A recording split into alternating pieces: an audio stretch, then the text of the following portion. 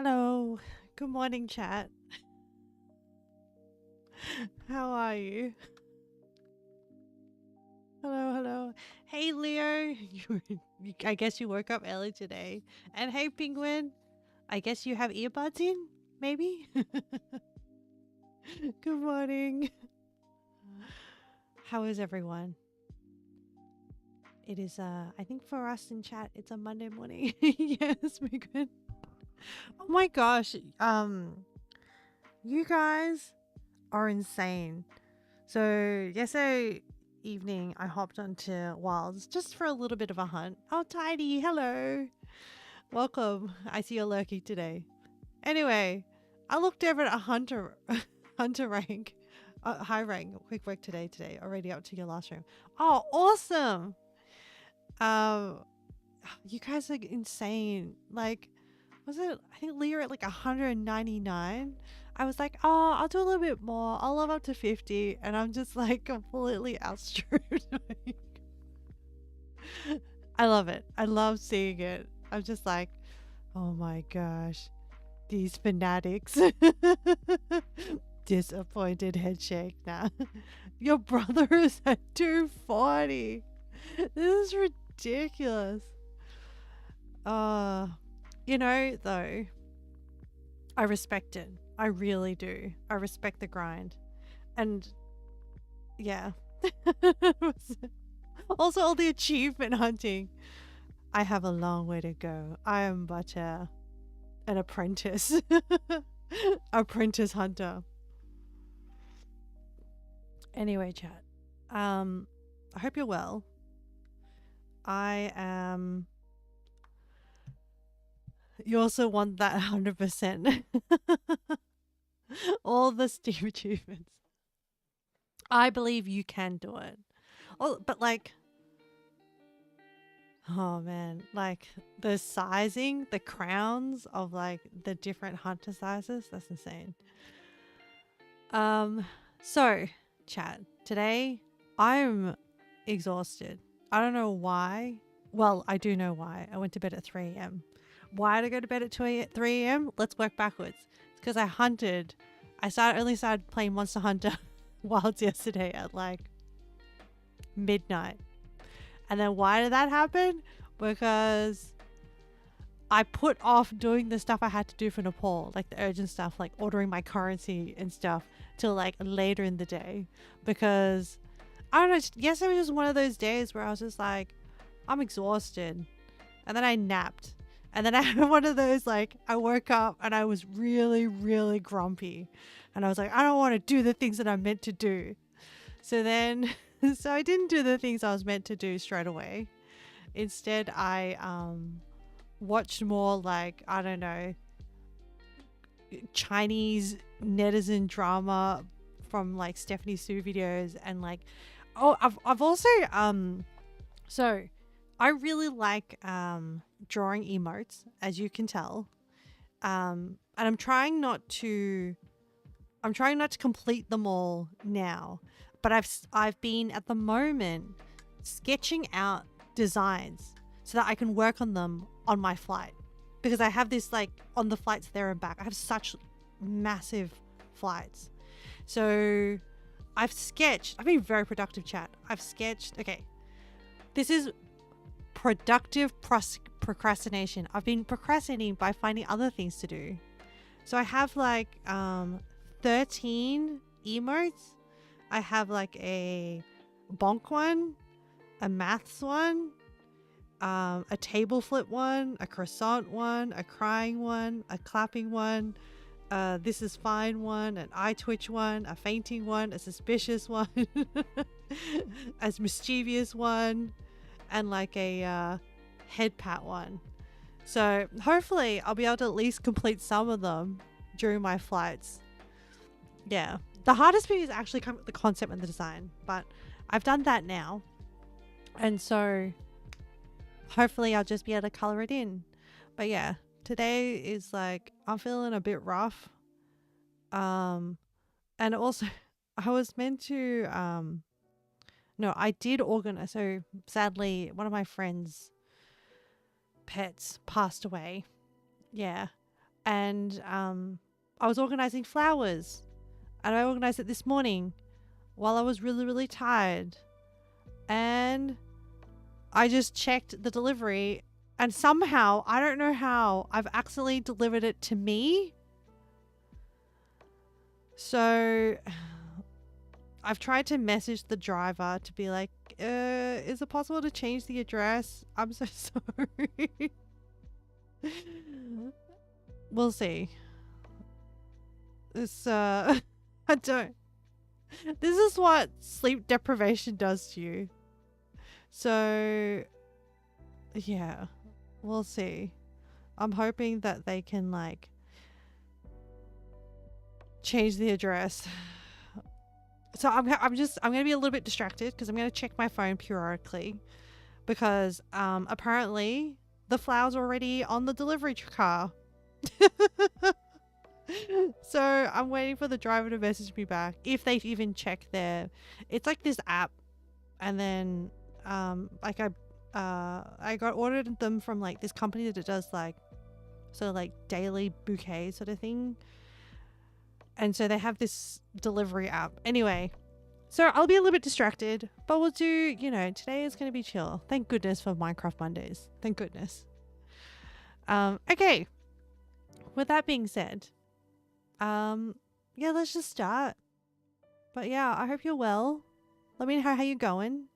If you want to chit chat about anything, because I haven't prepared any topics. My brain is empty.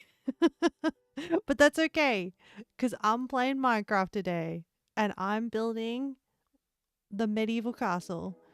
And we do actually have to apply our brain somewhat because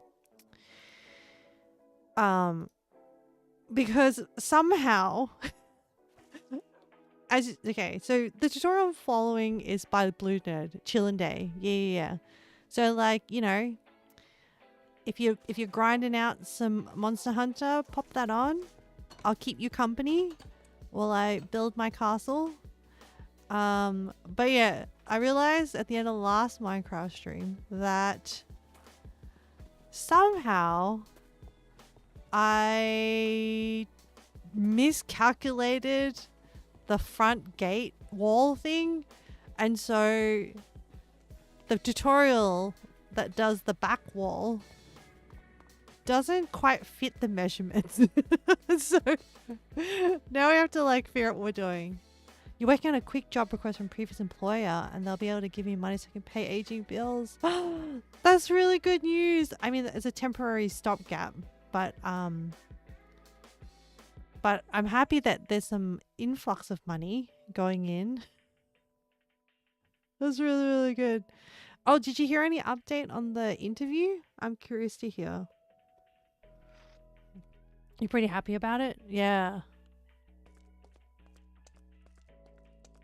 They shouldn't have let you go in the first place, but you know. Actually, like, no updates yet. They're taking their time. Boo! I wish they would update you sooner.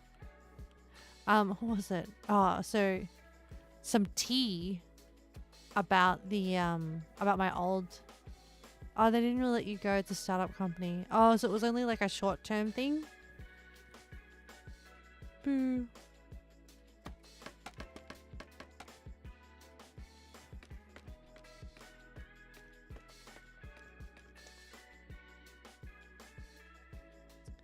This feels dangerous. Finances got a bit rough, so you had to stop. Ah. Startups are always like a bit risky, aren't they? They may or may not pan out. Yeah. All right, we'll change the subject. I'll tell you about my tea. Yes. So so I used to work for this company that I quit, and I sort of like read out the little list of reasons as to why I quit. Anyway, apparently the situation has gotten a lot worse at the company because there's been a recent bunch of redundancies and layoffs. And I still keep in contact with my old colleagues. It sounded like, no one really knows why they're doing the layoffs. I don't know whether because, so I do follow some like, economics videos and stuff. My suspicion is that it sounds like some people are saying that there may be some kind of a recession in the US anyway brewing. And so my company's headquarters are based in the US, and I think they're trying to minimize the presence in Australia. Anyway, but so they haven't got any new projects, but they do have existing projects.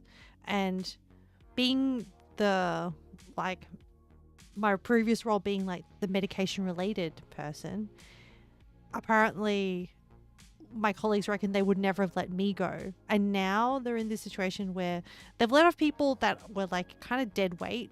What it sounded like with this latest lot of layoffs. But they reckon it's because no one can achieve some unrealistic standard. or people just don't want to flog themselves.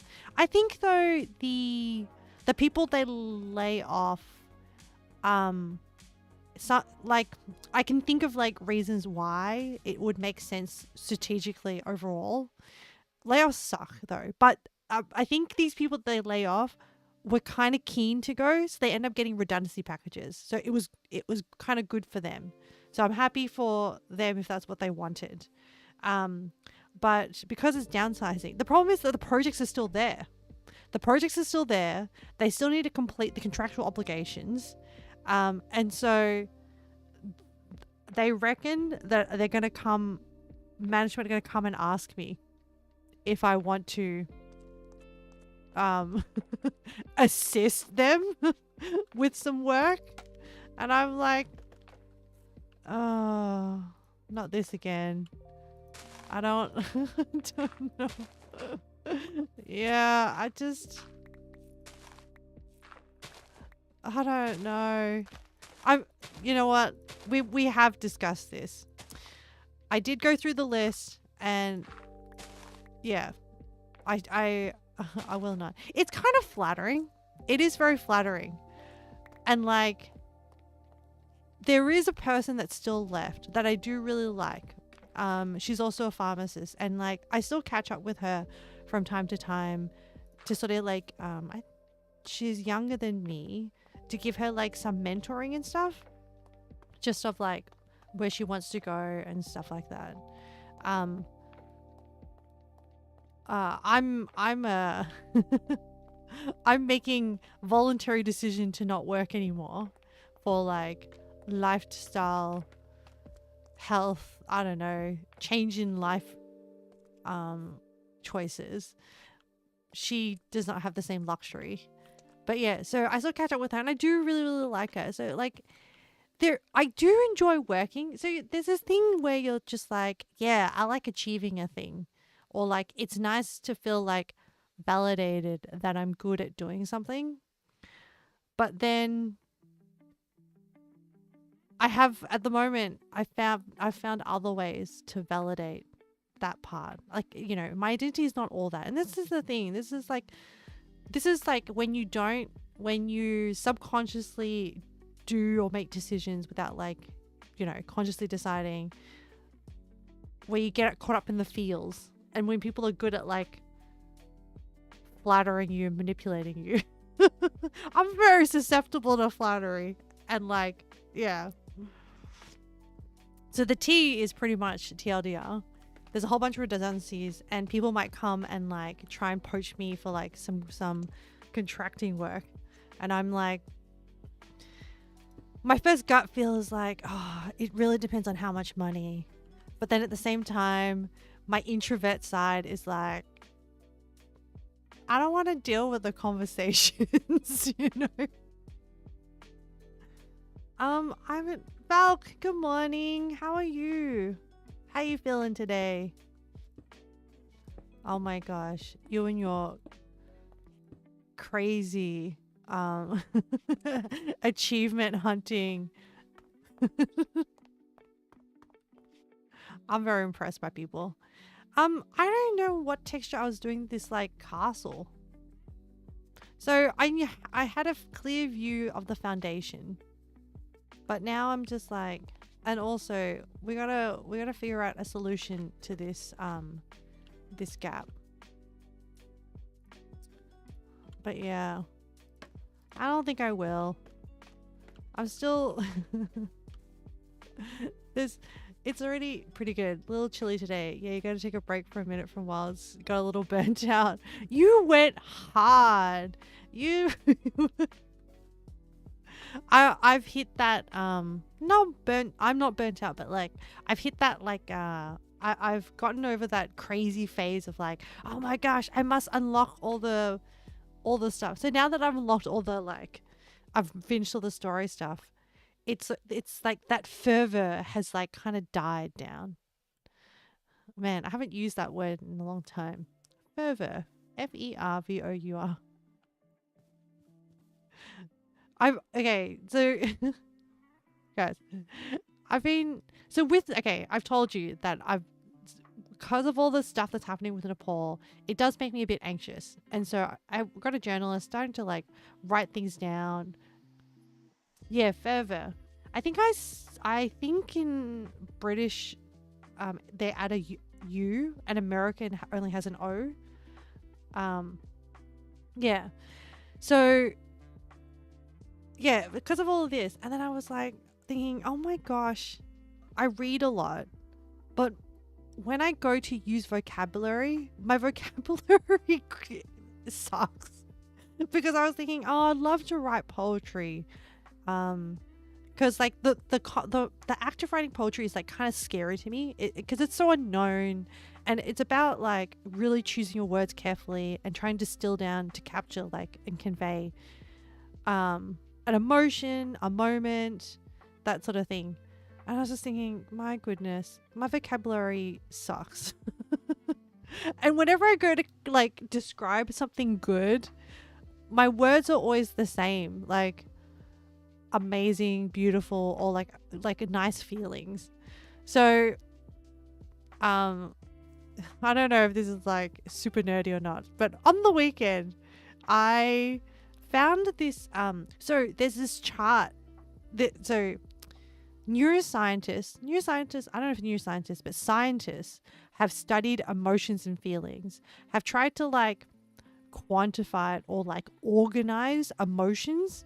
And there was 2 charts that I looked up. The first one was Plutchik's. So this is Plutchik. So Plutchik's Wheel of Emotions, which is like kind of interesting because their theory, these are all, yeah, Plutchik. Their theory is that all emotions, it's like a flower shape, and the center one has like 1, 2, 3, 4, 5, 6, 7, 8 emotions. That in the center is intense emotions, and as you move out of each sort of layer, it becomes sort of more diluted. For example, in the center, one of the emotions is ecstasy, and then when you move out a level, it's joy, and then when you move out a certain level, it's serenity. So I think it sort of like reduces the intensity as you move out. So it helps sort of like group emotions. So I'm trying to, apparently you can use this, and then you can also use another chart designed by a scientist called Gloria Wilcox. It's the feelings wheel, to help quantify emotions. And this is how you can improve your emotional intelligence, or EQ. So it's not, I don't know how I rate my EQ. I do have EQ, I'm probably safe to say, but how mature it is, I don't know. Anyway, I was thinking, oh, if I can like put names to emotions, then maybe it will make, it's about vocabulary, right? It's about knowing the word. Well, actually, there's a few steps. There's identifying how you're feeling at that point or whatever in time. And then there's being able to label it. That's the other thing. So,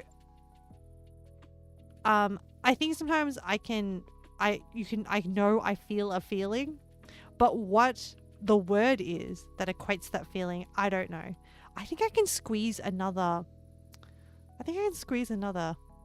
wall in here. Hang on 1 second. 1, 2, 3, 4, 5.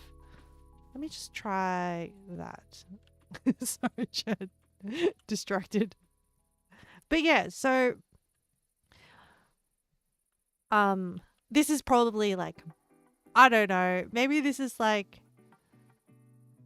I reckon I'm some kind of neurospicy, but I'm not like at the level of neurospice where I'm like, oh, I need to like, I'm like some kind of high functional neurospice, okay? Without, like, there's all this stuff all over the internet now that is like, oh, you know, signs that you have ADHD or autism or something. And I was like, it's one of those things where you're just kind of like, I could be any of this. How do I know? So I'm like, I'm suspicious that maybe I could be one of those things, but then I am smart enough to not try and diagnose myself. But it sounds like the HD signs are so common nowadays. Yeah, I don't know whether it's like the internet has broken all of us and whether that's why we're all a little bit spicy. And also the signs also different compared to men and women as well. So I have no idea. Anyway, I don't want to like, you know, I want to treat those diagnoses with seriousness because they are serious conditions, ADHD and autism, and they're all spectrums. And I don't want to be like, oh, maybe I'm this or maybe I'm that, because then I feel like that doesn't respect people who have it. So, you know, I suspect I'm something, but, you know, to know for sure would need like the thing is like to get that sort of stuff diagnosed as an adult. It's not really supported in Australia via the public health system. So what I mean by that is like it's more common for that sort of funding to be available for children or people children who are developing. But to get it diagnosed as an adult, you have to go through the private system, which means that you'll have to get a referral from your primary care practitioner, your GP, and then and then pay for it all yourself, which can also, there's not as many. I need a way to get through to the other side. I should make it just crack a door here so I can build this stuff. You have to go to GP, and then there's not as many psychiatrists that can diagnose it in adults, and so the waiting lists I've heard are very long. So all of that kind of just makes me like not really want to do it, or like can't be bothered doing it unless it's impacting my day-to-day life, which it's not. And like sorry, is this right? Yeah, I think this is right. So anyway, there's that. I can't remember how I got into the topic. Man, so plus expenses. It's also very expensive to see private specialists as well. See, I don't know. Maybe like when I get distracted about stuff, I'm like, oh, is that a sign of my spiciness? And like my inability to keep on track with topics and get segued terribly. I don't know. Anyway, what are we talking about? Oh yes, feelings and emotions. Yeah, okay. So I started like looking at this like, well, this is why I'm like, I think I'm really bad at being a content creator in that I'm really bad at like remembering to post stuff because and I believe it is a learned skill, yes, and I don't think everyone is like, but like I live too much of my life not on social media and not wanting to like, it's not that I don't want to share, it's just that my brain works faster than my ability to remember to post stuff. And then like yesterday at like 1 a.m. I was like, oh crap, I haven't posted the pictures from our cooking live stream, I should post those. And at least now though, Leo, they look better thanks to your advice about remembering to like take photos in sunlight. So they have like now the dishes, they glow with natural light. So like, they get a bit better. And then there's me that posts every few minutes. No, well, like you're this good. Sometimes I'm like too in my brain about it, if that makes sense. Oh, I see a thing. Okay. Sometimes I'm too in my brain and I overthink it. Just saw the pics. Yeah, that's okay. I was so looking good. Yeah. I'm also really bad at like editing stuff, like pictures. Some people are just so like have a really, this is why when I take photos with my Fujifilm camera, I use the inbuilt camera. What is it? The inbuilt camera film simulations. Do you know why, chat? Because I don't want to be asked post-production editing it because I'm too lazy. Yeah, exactly. They're already good already. Why would I but like if it's about just knowing your brain, right? I know that if I have extra steps to doing something, like for example, editing videos, oh my gosh, I'm still I'm meant to be editing videos. I was like, you know what's a good idea? If I like create a backlog of clips to post, and then I was meant to do it yesterday, and then what happened? I took a nap, and then I was grumpy, and then it all went out the door. It's too real.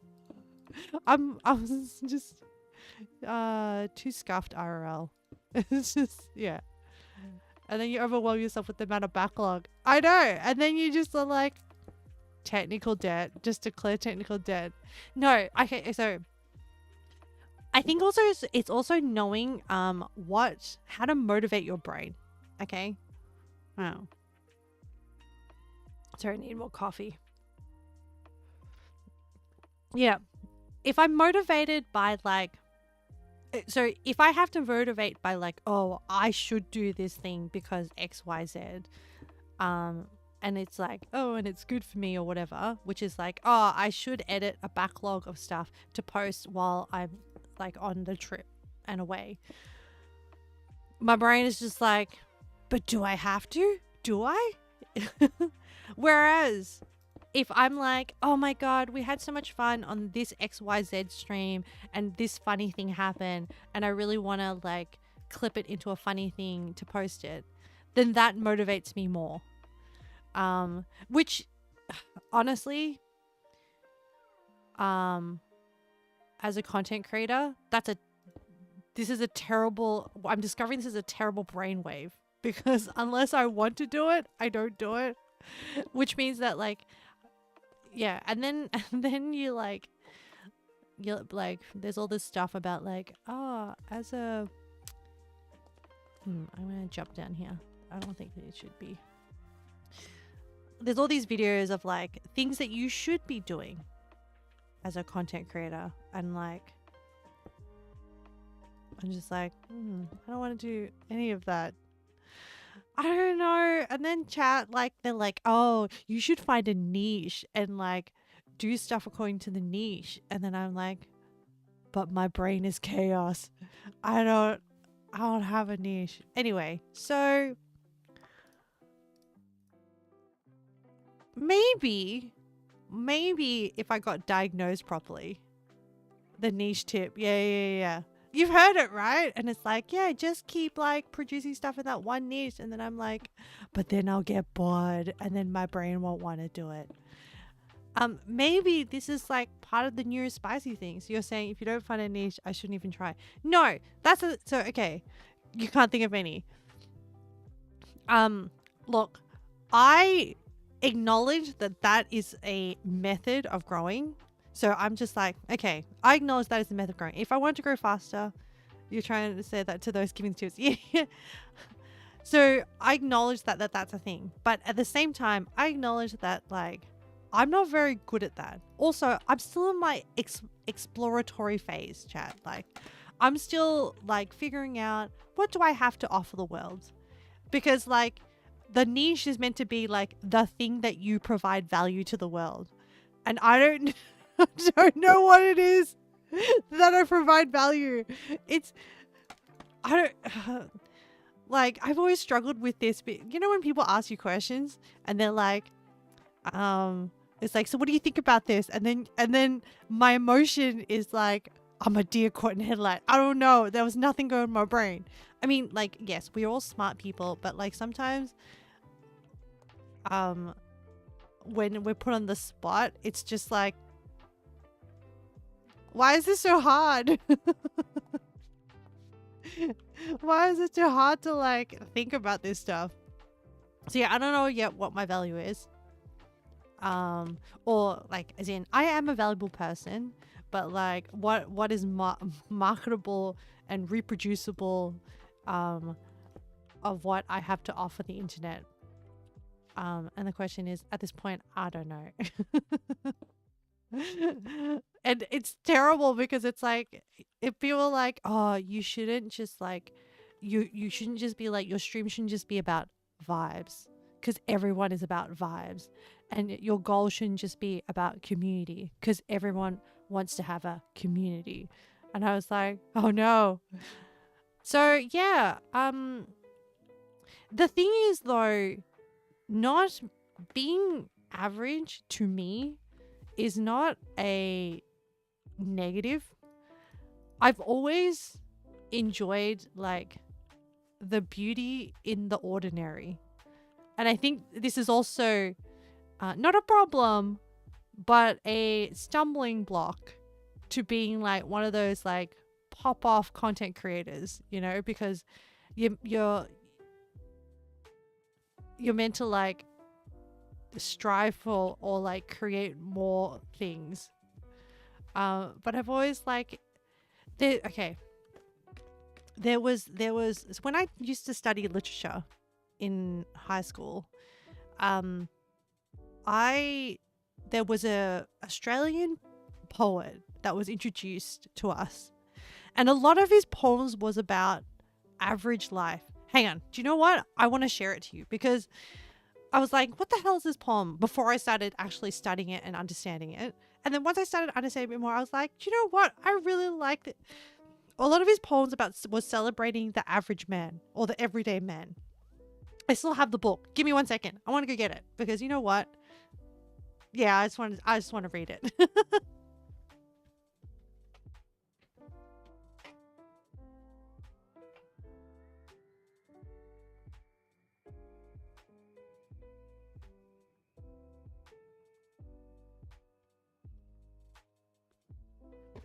All right. So the author is called Bruce Dorr. He's like the most Australian person. Like he is a classic example of like an Australian person.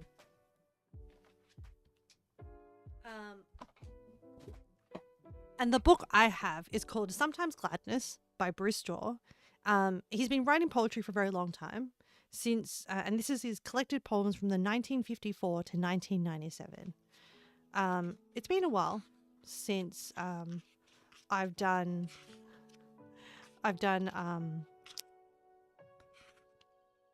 high school.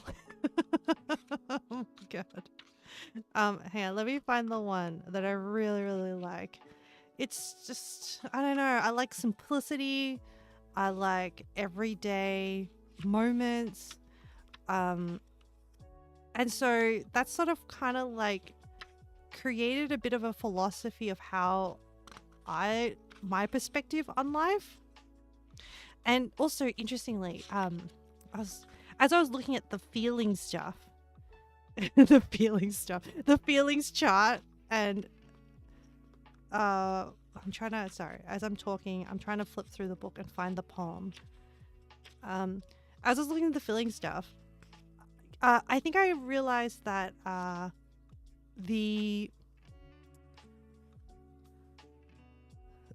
there is a word called, so there is an optimism is an emotion, is a feeling. And when I was reading that, I think I also noticed that sometimes when I give my perspective on things, chat comments like, oh, that's a very optimistic outlook. But then at the same time, I believe that optimism is something that you can learn. And based on other things that I've looked at, it is definitely a thing that you learn. Now, I'm still trying to flip through. This book is, it's been a while. Maybe I should read his stuff again. I can't remember the title. I have to find Underway, the museum architect. But yeah, I think optimism is something you learned. And so, yeah, I do have a very optimistic outlook on life. This is a big book. And I want this specific one because it's literally about this guy that is watering his garden. And it's just the way it's written is just so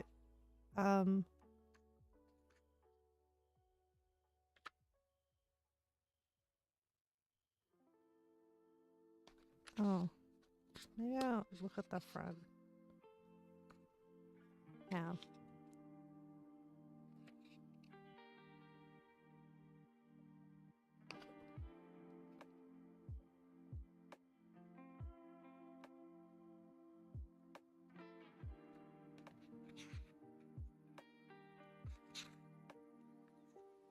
Maybe I just need to I can't remember the title of it. This is the problem. So I'm just trying to find my annotated notes on it. There's so many poems in here. Hang on. Maybe let me Google it. See if Google does a better job than me. Bruce Dorr. Poem about a man in his garden.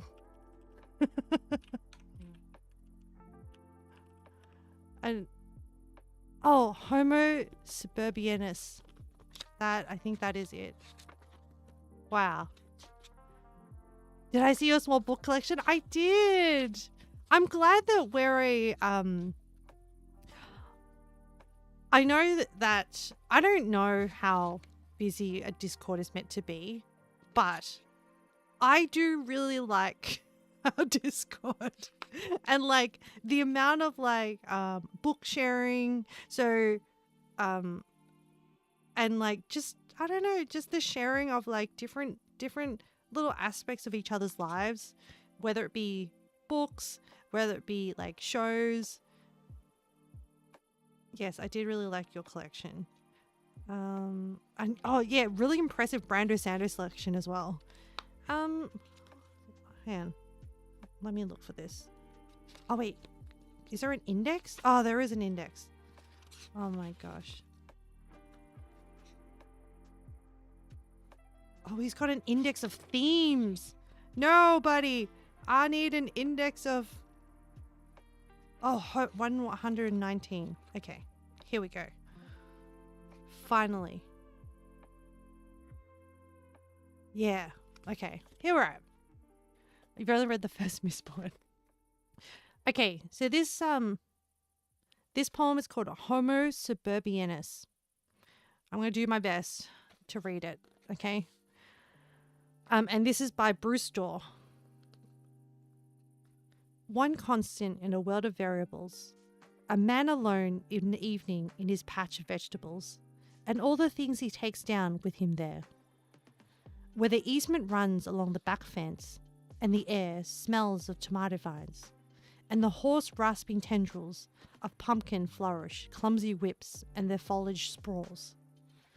Over the compost box, poising rampant upon the palings, he stands there, lost in a green confusion, smelling the smoke of somebody's rubbish, burning, hearing vaguely the clatter of a dish in a sink that could be his, hearing a dog, a kid, a far whisper of traffic, and offering up instead, not much, but as much as any man can offer. Time, pain, love, hate, age, war, death, laughter, fever. And that's the poem. Hang on. Let me see if I can copy and paste it in chat for you. Oh, let me see if I can, because sometimes it's kind of harder to understand it.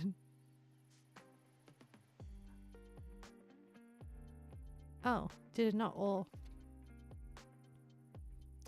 Your internet moving.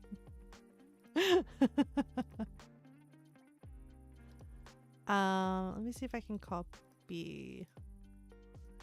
Let me try and... Oh, there's a character limit. Okay. Let me do that. Oh, wow. Okay. It needs to be edited because there is no formatting in chat. Hang on.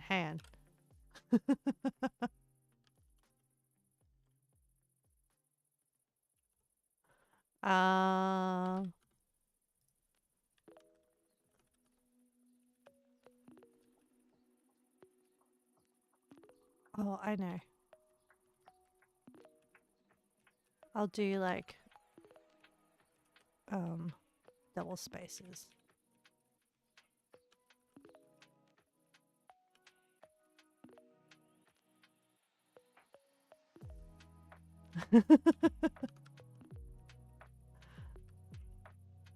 I'm just like,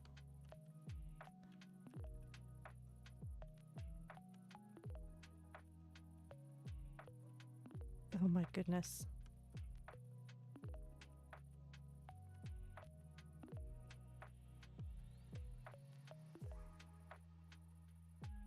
You're too dumb. You don't get it. Okay. No, don't worry.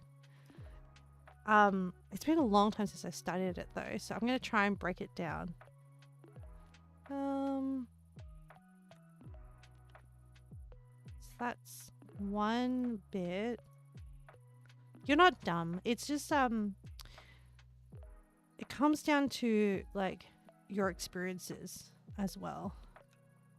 Hang on. Let me see if I can. Here we go. Okay. So, actually, do I even have...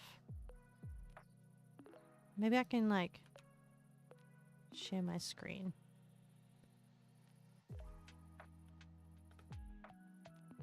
Actually, do you want me to try and break it down for you? I'll do my best. This Minecraft stream has like gone derailed, but I don't care because it's my stream and I can do what I want. All right, let me try and break it down for you. Okay, so pretty much the overall theme of this is about like suburban and everyday life. Okay, and sometimes I think, well, okay, this is, once again, this is my interpretation of it, not necessarily correct or not. But so the first line, one constant in a world of variables. Essentially, it is what it says it is. It's just, this is more of a introspective point of view. So you're looking within. And if you're putting yourself in the shoes of the protagonist or the subject, which is a man standing and literally, so one's constant world of variables, because I'm imagining like a person standing in his backyard or in his garden veggie patch. And the world is just like, sometimes the world is just chaos around you. And the only thing that is constant is who you are at that point in time. So once again, there is also the concept of impermanence, which is a concept that philosophers have talked about. I think is it Aristotle? No, wait. Greek philosopher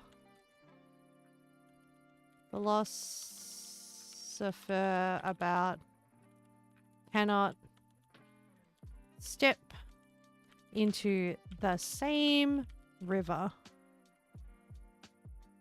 Heraclitus.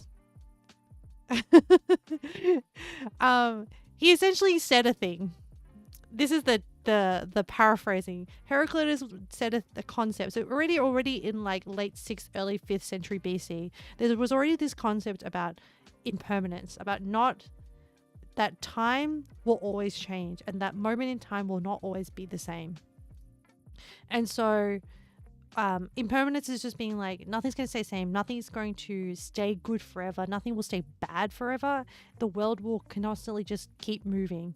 And like, if you think about it from like a universe point of view, like there is always movement happening in the universe, right? The light that you see from the stars now is not current light. It's light from like how many, decades ago that you're just seeing now. Also, if you adopt the Big Bang theory of the universe, the universe is always expanding, things are always changing. So even from a outside point of view, from a like big picture point of view, things are always changing. From a microscopic point of view, from your own life, things will always change. To you as well, because life, you will always age. As in, you cannot stop aging. Aging is going to happen. Right? Your cells, and on a cellular level, the cells will break down over time. Yeah, you produce new cells to replace them, but essentially all cells will get older, sort of thing. So, but emotionally, you are the particle that is still in the vortex that is the universe.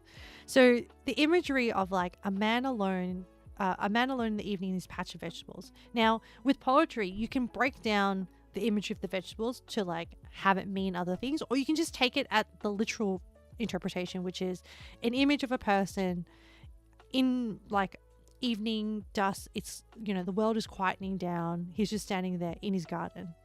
And then the next line, all the things he takes down with him there. And you could take it on a literal. So there's like the literal and the figurative interpretation. The literal one being, what he has in his pockets. Does he have a bag? It's the author does not specify, but then I choose like his tools and stuff. Yeah. But I choose to interpret it as like his emotional baggage, his experiences. It could be, his experiences, who he is that makes him the person that he is. So, are we talking about what has made him who he is up to that point in time, whenever this poem is conveying? Or is it the things that he takes down there based on the day? Like, you can imagine if you had a rough day, you have some baggage on your shoulders, and it might be frustration about whatever it is, at somebody, at something. And this is, to me, about a quiet moment, a snapshot in time, where life is flowing. And so there's just this little pool of calm where he's sort of contemplating. So this is, to me, a contemplative, introspective poem. And then it continues to, the next verse continues to paint a picture of the domesticity, the mundaneness. Yeah, it can also be his dreams for the future. And this is the thing with poetry, is that all interpretations are valid, provided that you have a background, like evidence or like a connection that makes sense to you. And yes, it could be that he is like, planning for the future. He's thinking about what he wants to do next, potentially, or where his life is. He could be contemplating. And so the poem, this is the thing about art, is that when it is written or when it is created, art stimulates, like, exists in its own right. I hear a phantom. Hang on. I'm standing on a wall. Let me... Standing on a wall in Minecraft is probably not the safest place to talk about poetry. And actually, I'll just disconnect. It's safer that way, and then I'll log back in. But yeah, when art is created, it starts to exist on its own. And so I think that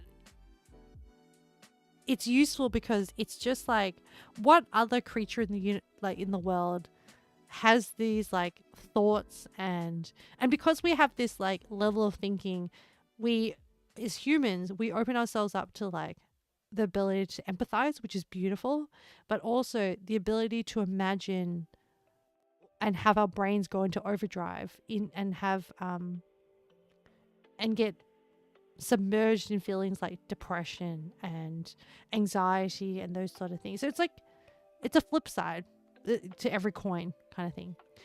Anyway, the next verse is, where the easement runs along the back fence and the air. So easement is like means like so like on property, there's like a section of land that you can't put a building on. And usually that's to sort of like provide space between buildings.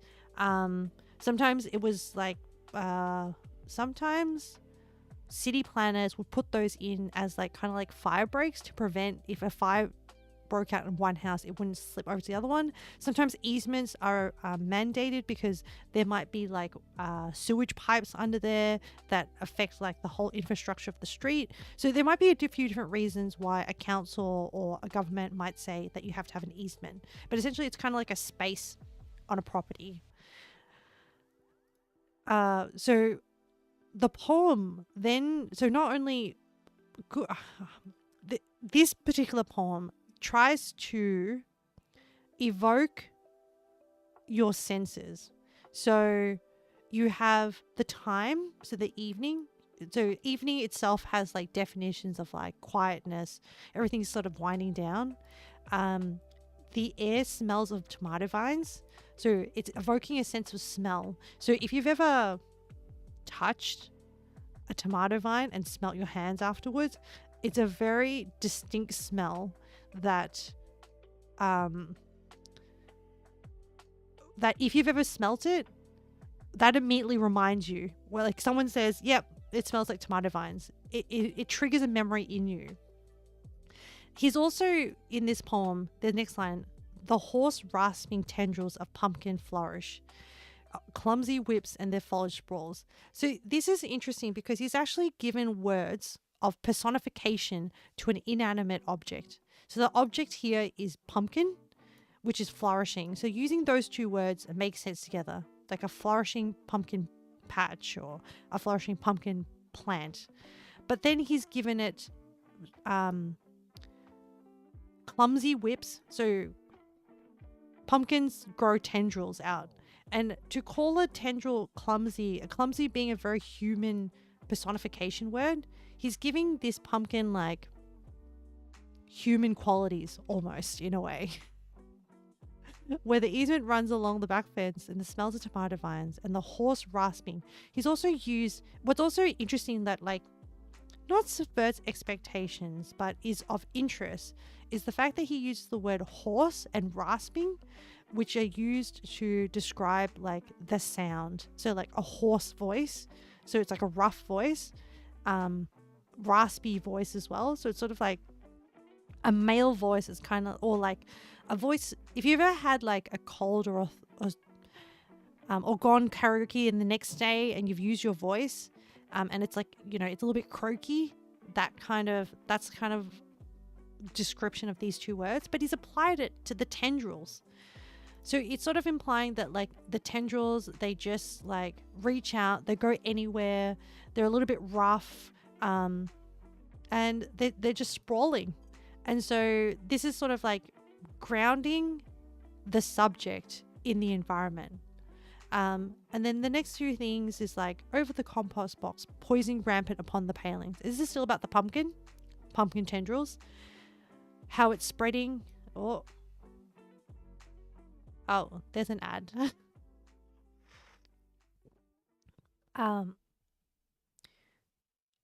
This is more about just establishing the environment. He stands there lost in a green confusion, smelling the smoke of somebody's rubbish.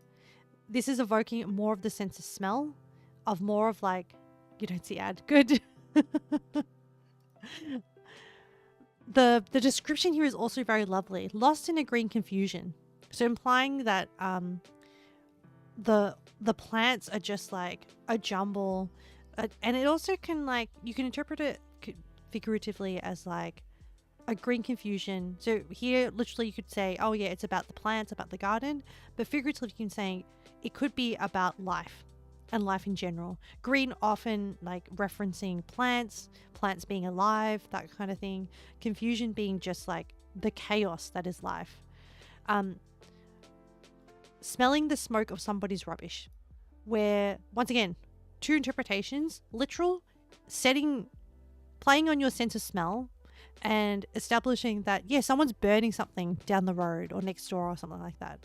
But then it could be the smoke of somebody's rubbish could figuratively be interpreted as literally someone else's business going on that is polluting the moment that you have here. And I'm sure that when I put it like that, you can probably recall like, hey, it could be a neighbor being like really loud where you live, like upsetting the Zen vibe, or, you know, a customer being taking their frustrations out on you.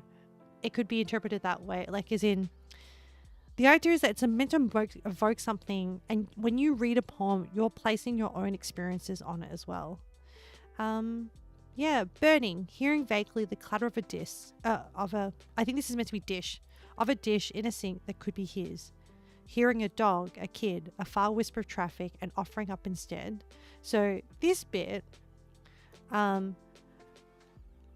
me, more lends into the idea of introspection, because all these things are happening far away. And I think also my interpretation of this is also like, at the end of the day, everyone is like further away and he's kind of like alone. And at the end of the day, everyone is like that, you know. At the end of the day, we're all alone. But what we choose to spend our time doing and our connections, that's what we want to do instead. Hey, Ame, welcome to Poetry Breakdown. And then this last bit, and offering up instead, not as much as any man can offer. So this is starting to like wind down the poem. How am I? I'm good. I'm a bit tired. Today's a chill day. We're a bit distracted today, but that's okay. I'm just going with the flow. How are you? But yeah, this is the wind down of the poem. So offering up instead, not much, but as much as any man can offer. And so his thoughts have gone out and then they're coming back in. And that's how I visualize it. And he's gone back and going like, okay, all this stuff is happening out there. There is chaos. There is confusion. I am alone, but I'm here right now. I'm standing in the garden. You know, we're all the same at the end of the day. All these things. So offering up instead as much as any man can offer. Time, pain, love, hate, age. This is war, death, laughter, fever? I don't think that's right. This website is a little bit dodgy. Man. Oh, it is fever. But yeah, and these are all sort of like things that is common across the human experience.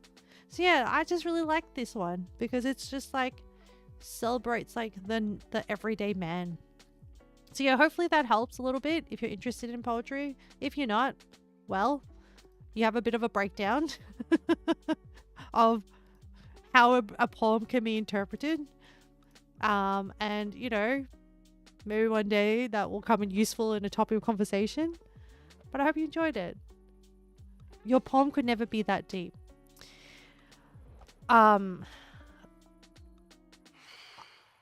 We can but try. I don't think I could write poems that deep either. I'm better at like trying to find the meaning in it. I mean, to be fair, this poet has been writing poems for, I mean, when did he write that one? I don't know, let me check. 119 puts it in the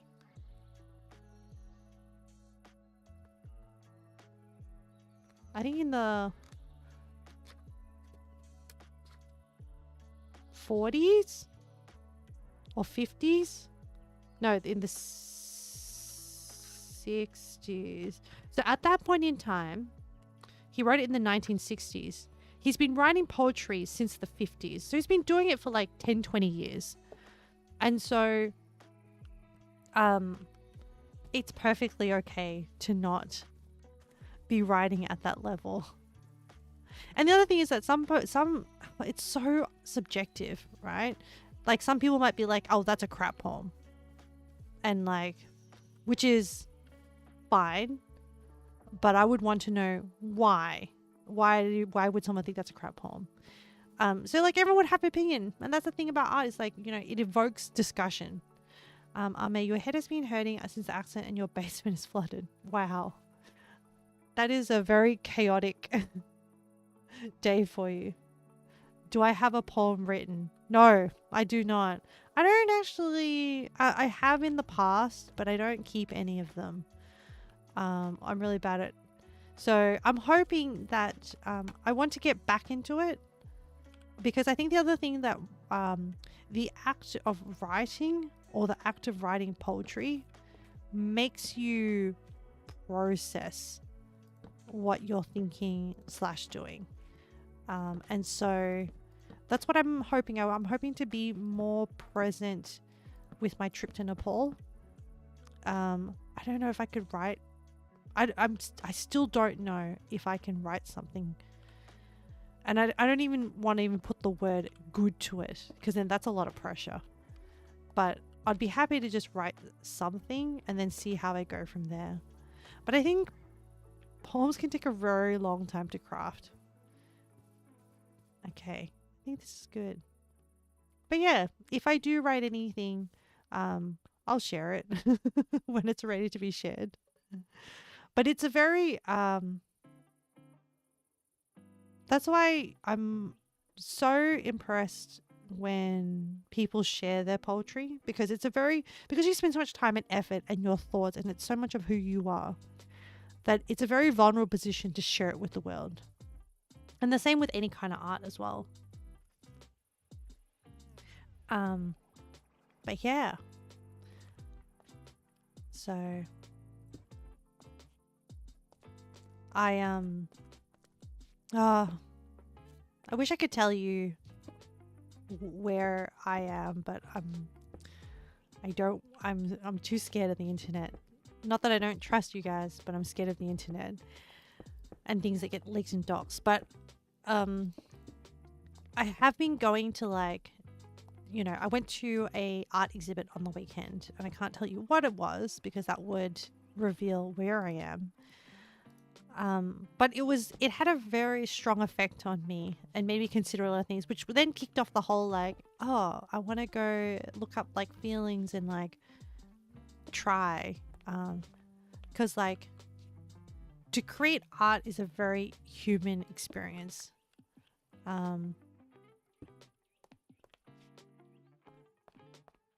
But yeah. But I was like, so many things. And also, like, because I also, which is, I also at the moment, have near where I live is like a local live music venue that puts on like different artists every Wednesday that I go to. And that is also like hearing live music is what inspired me to take up singing lessons, because I was like, I have an instrument. I just need to learn how to use it properly. And then maybe one day I can also create. And like, yeah, some people are super talented and they can just like, you know, or have like so much passion that just carries them, and they just to create like art, music is not hard for them. For me, it is hard. My brain is not created that way, but I want to put out things into the world, into the universe, that is like uniquely my own brain stamp on it.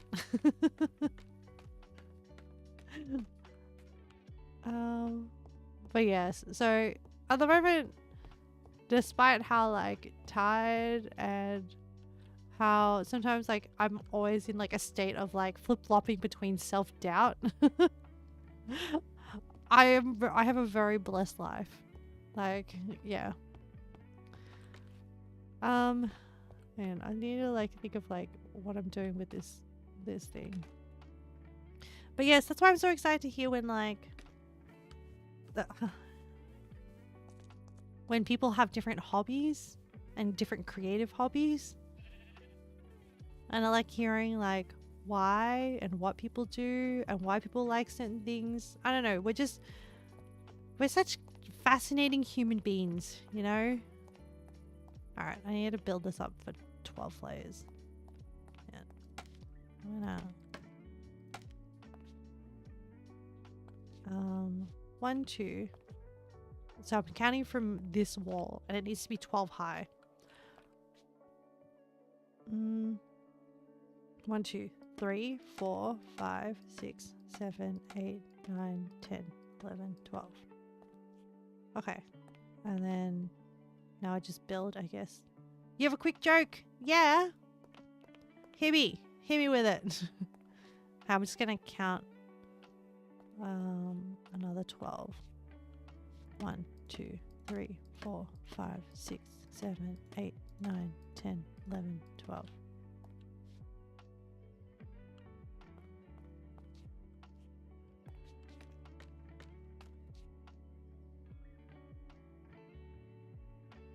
The sun is setting and the fans are gonna come.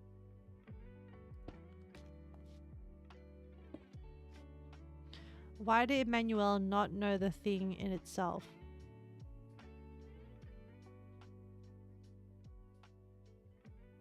I don't know. Why did Emmanuel? Because Emmanuel can't. Is that like a...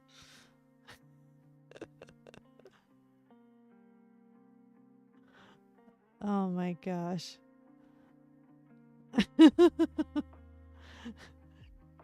It's like really nerdy, but also kind of lame at the same time, which is really funny.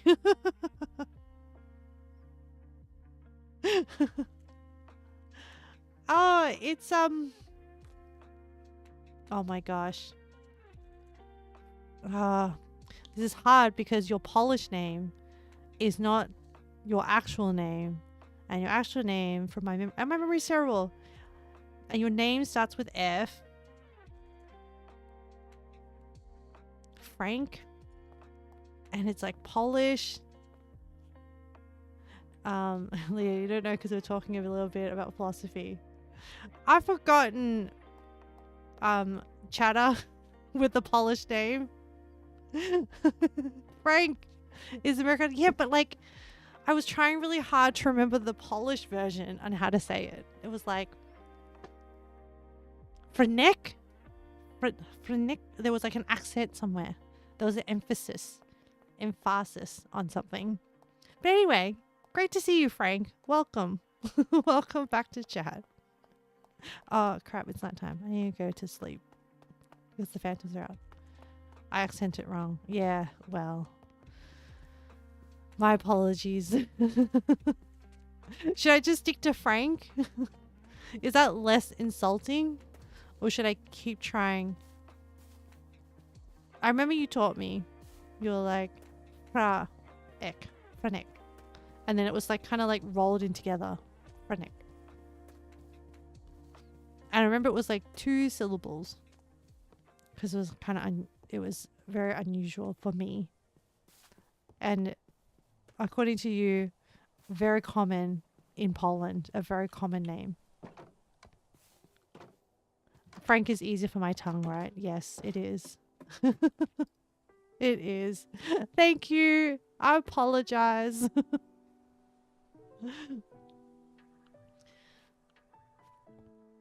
How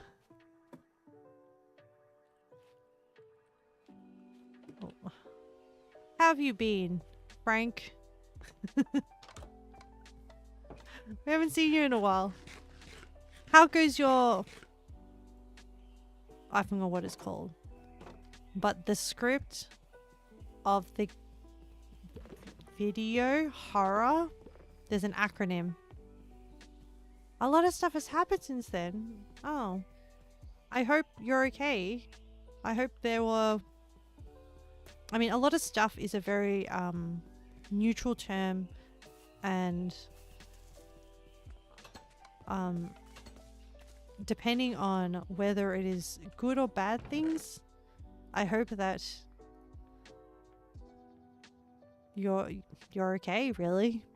And like, you know, feel free to share or not, up to you. Okay, I'm gonna accidentally pictures and stuff. Not necessarily positive, but character changing. Interesting. That is very interesting. Sounds like something very significant that impacted on you, that made you process things.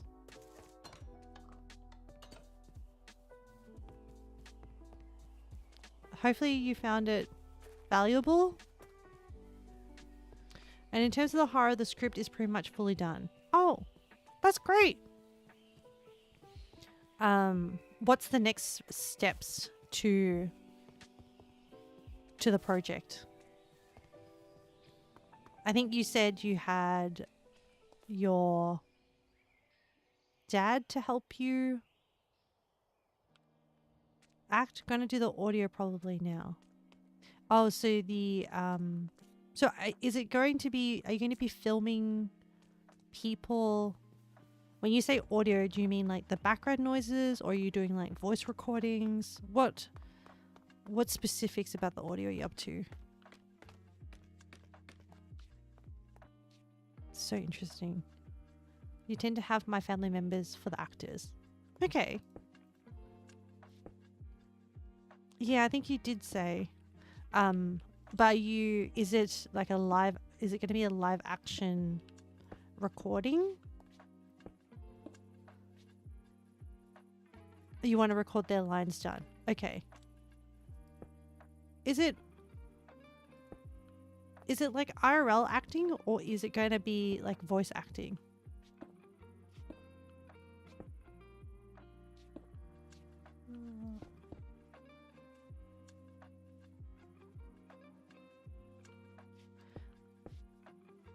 Hey chat, do you reckon there'll be like, okay, design thought.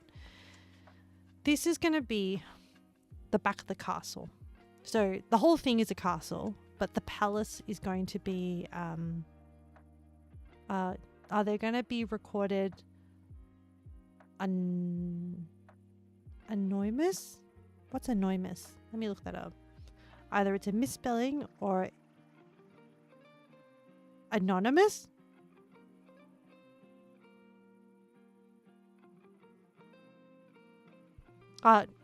Yep. So just voice, no face. Yep. Chat. Design of this back part of the castle. So we've got the foundation, and then we're going to build up. It's a hard word, anonymous. It is. I can appreciate that. ANONYMOUS. Close. Very close. Anonymous. Yeah. Now, should I throw in some So this is the back of the castle, which means that it's going to get a lot of, if we're thinking about in the universe of Minecraft, there's going to be like elements, wind, rain. And so I think we need to put in some mossy brick. And I think that makes sense. But not for these bits, just for the outside bit. Because who the heck is going to clean them, right? If this was a IRL world. Yeah. I've talked it through. And this is the design I'm going with. So I'm going to alternate some cracked, some brick. Yeah. Yep. What about you, Leo? Are you working on any other, I mean, apart from trying to stay alive and bring in an income, are you working on any other creative projects at the moment?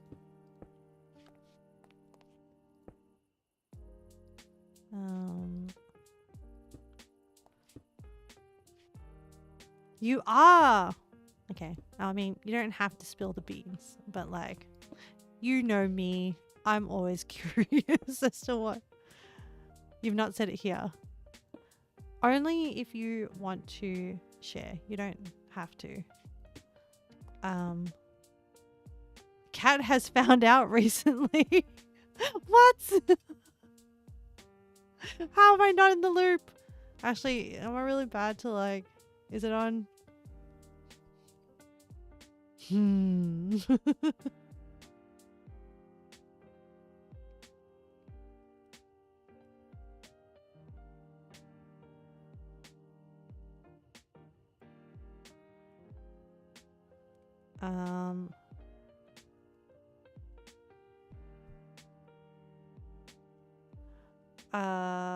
Frank, you're gonna try and do a renovation of an old guitar. Ooh, that'd be really interesting to see. I do like watching renovation videos. Penguin, you've bought another one of those Monster Hunter figures. It just arrived. Which one did you buy? And actually, are those figures like ones that are pre-put together? I'm so curious.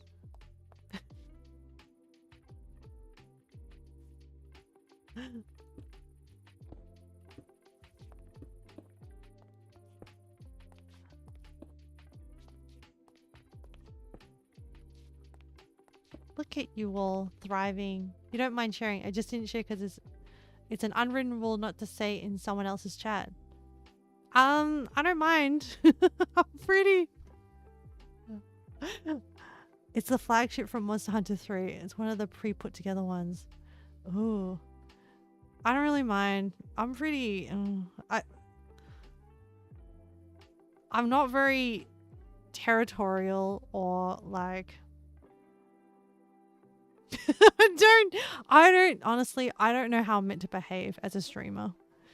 But I'm giving, if you want to share it, you have my permission to share.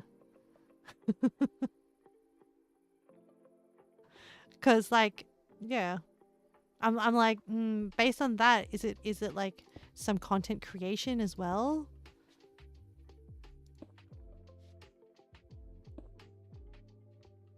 You also stream. Penguin knows this. Oh, wow. Oh, I hope you're enjoying it. You're not as consistent as me. Okay.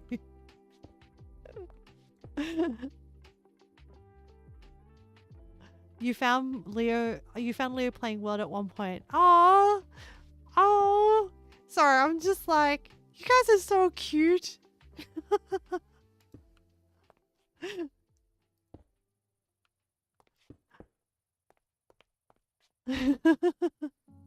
How's it going? Are you in? Okay. All right. Once again, this is me being parasocial.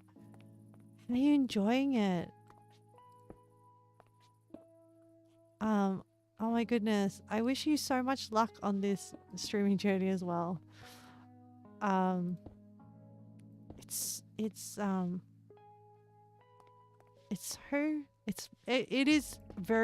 a very interesting experience. Oh, Leo. I'm just like, I should go stalk later. You don't know. What are you? Oh, you embarrassed? Okay. I shouldn't embarrass you. Anyway, at least let me send you like a vibes celebration. You do take inspiration for your schedule and trying to be more consistent. Oh, do you know what? That is like the nicest thing like someone has said so far. That I inspired someone. Oh my goodness. Even if it's just my scheduling.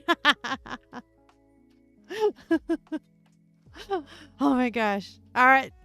Unsubscribe. Done. I'm done. I'm done with my journey. The fact that I can like help someone out there, I think I'm done.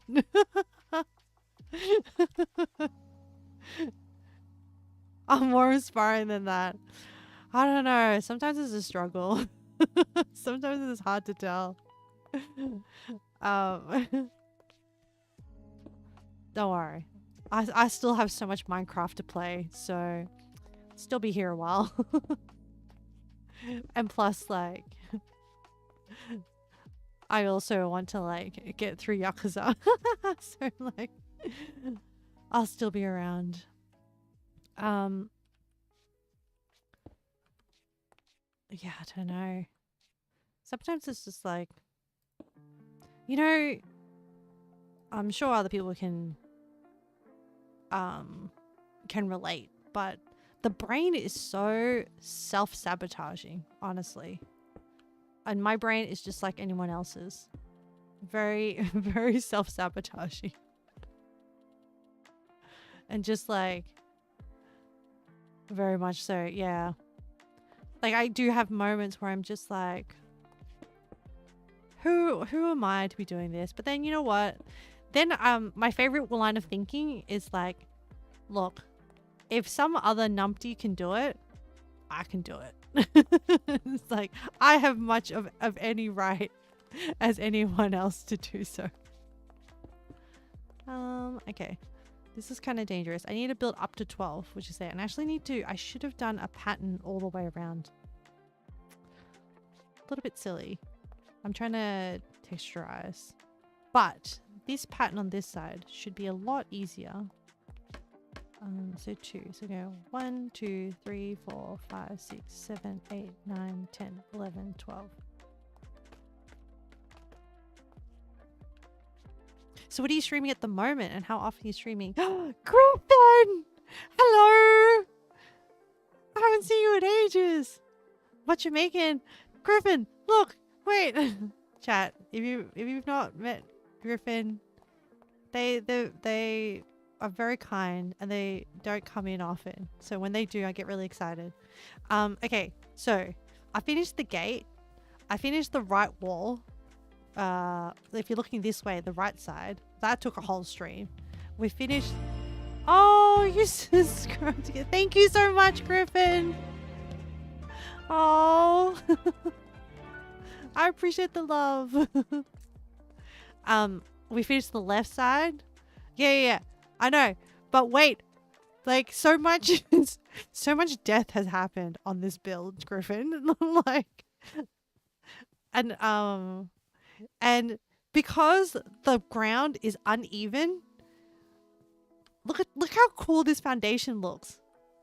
Look. So, okay, so this is like the walls and then the foundation is here. So I went from like where the ground level is and then anything that dipped down because surprise, surprise, there's a giant ravine right in the middle of this thing. So this is the foundation and then we're building up from that. So I'm really actually kind of chuffed at how good the foundation texture turned out. Can you see the difference? The bottom bit is like more cobble, less brick, and mixed with like some mossy cobble to sort of like the moisture, the dampness, the moss grows. And then on the top is just like straight castle. Yeah. And now we're in the tedious spot of Well, not tedious. We're moving on to like more complex pattern. That's clever. You like the details? Yay, thank you. Yeah. It was a lot of work. And a lot of deaths. Oh, and then we built up the 2 towers, which are not done yet. But they're the 2 corners of this castle complex. I've been doing also a lot of like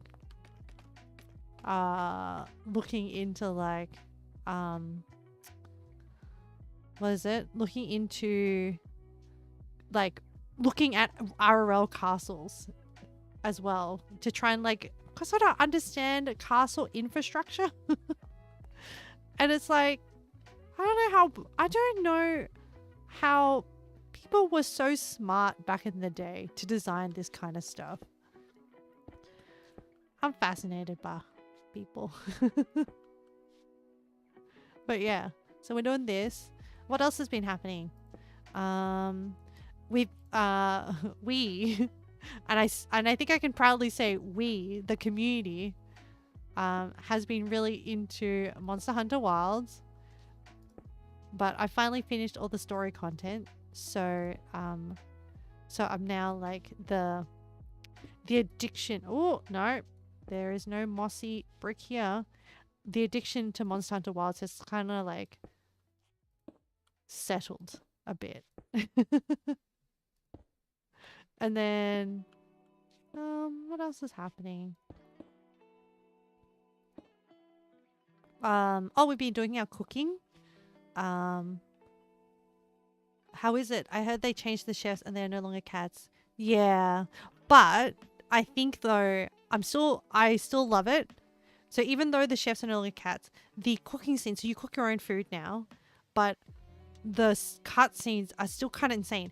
But, and they also, so even though there's no longer cat scenes, the different villages that you encounter do give you feasts and stuff. And I haven't yet eaten from like people who wanted to give me food, but the food cut scenes are out of this world. I've been fed a lot of the on the algorithm, a lot of the stuff about motion tracking and like how they took a lot of inspiration from the food cooking from real food. Everything just looks really, really good. But yeah, I'm out of brick. Hang on, I go get some more. I really love it. I think I really love Monster Hunter Wilds.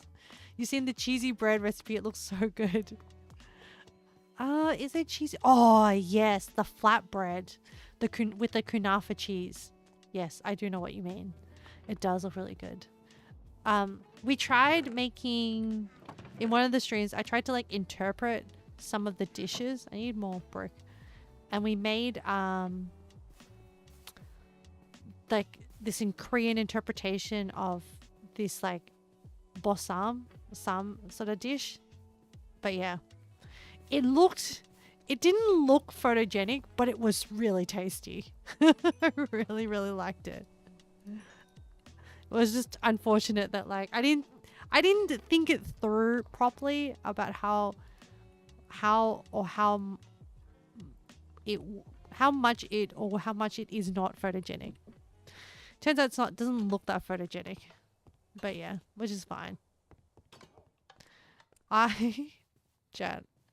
I really like the cooking stream. So okay, the last stream. Oh, and Griffin, we've been making handmade pasta. I don't know if that's like that exciting to anyone, but for me, I feel like, you know, I'm finally entering the realm of like pro. Oh man, is it pro cooking or whatever? But yeah, so we made it again. We made some more handmade pasta last Friday stream. We were trying for a particular shape. It didn't happen. Which times? This is delicious. So the first time we did it, that stream was suggested by Jen, who suggested stroganoff. So I made beef stroganoff. So then I decided to make, well, honestly, it all comes back to Jen. Jen triggered us and was like, you should make pasta. No, inceptioned us into making pasta. And so I made pappardelle, which is like the rough cut the rough cut, like thick noodle, thicker than fettuccine. And then, oh, darn it. I need, yeah. And then the last stream we did, I tried to make trophy, but it didn't turn out so good. And so instead, we pivoted and made cavatelli. So we couldn't get the spiral shape happening. But then even that stream, so Valk, one of the chatters, inspired me to make Tuscan chicken. It didn't end up being Tuscan chicken. It ended up being creamy spinach. So now on my agenda, I need to like revisit that recipe and actually try and make Tuscan chicken. But I know what I did wrong. But yes, as much as I curse it, I genuinely do enjoy it, and also because it's like actually really tasty. But actually, this Friday stream, we're gonna make. I bought this pan from Kmart that was used to cook eggs, but I reckon I could make these mini Vietnamese pancakes in them. They're called bun cock. So I want to experiment, firstly, but also I really like bun cock. So if I can make it, I really want to eat it. And then I have a backup plan if it doesn't work out. Hopefully.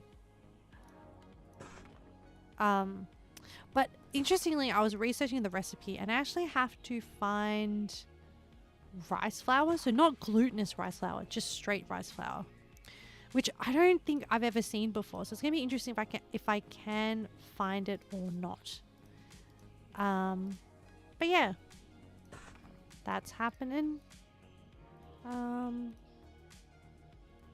But have you been, Griffin?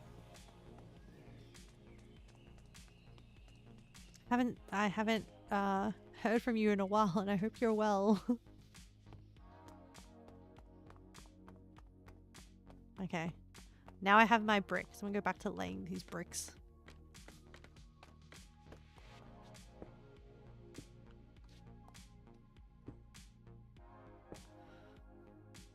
Oh yes.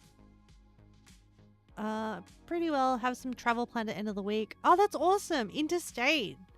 A chill trip, or like a visiting family trip, or like taking a break trip.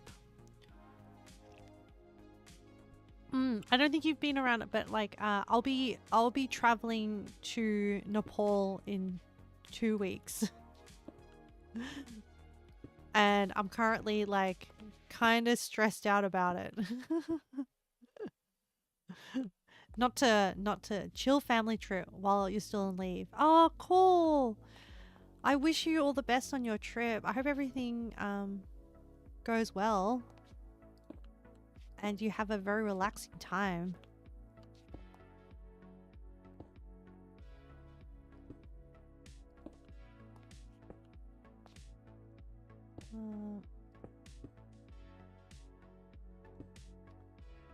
But yeah, today we're going to be very chill.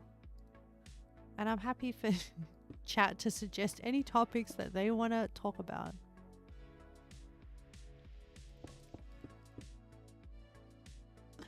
Then you have to Tetris pack the car with a baby.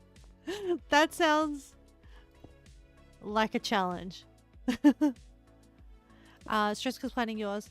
I think it's just like I think part of my anxiety has like just made it worse than it actually is. It's actually and just because it's a new country and it's a developing country, and there's a lot of things that I have to sort of like prepare beforehand. Like I have to do some research on like water purification and what different methods. I haven't looked at that yet, but I have done some of like the essential things. Like I finally yesterday sorted out Apparently, their systems can still be, so Nepal and Bhutan, their systems could potentially be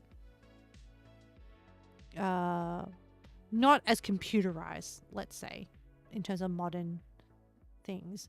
And so you need to have like a lot of, nowadays when I travel to like, you know, let's say the US and stuff, I'll always have internet, so then I don't keep paper copies of stuff with me because there's no need. But with Nepal and Bhutan, all the stuff, all the caution advice stuff is like, make sure you have printed stuff, make sure you have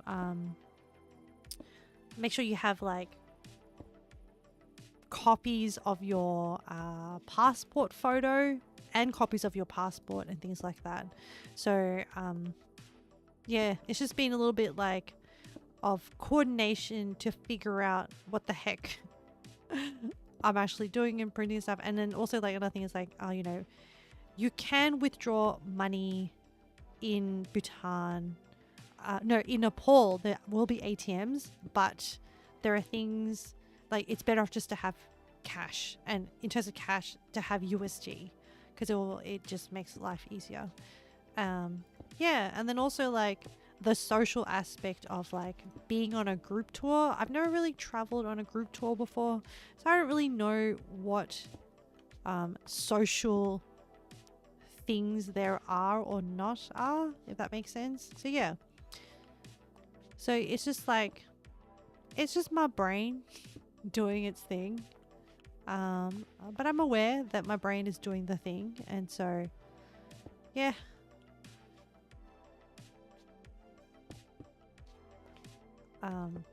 But yeah, I've cracked out the good old journaling technique to try and like manage that. And then I've also kind of like have things now that I'm excited to check out and try and do. And because it's a tour, I'll be very much dependent like I'll have to follow the timeline of the group tour or whatever. So I suspect that there's actually quite a number of 6-hour bus rides to get from different areas. And so you know, I hope to be spending that amount of time productively. And yeah, things to just keep you like entertained while there.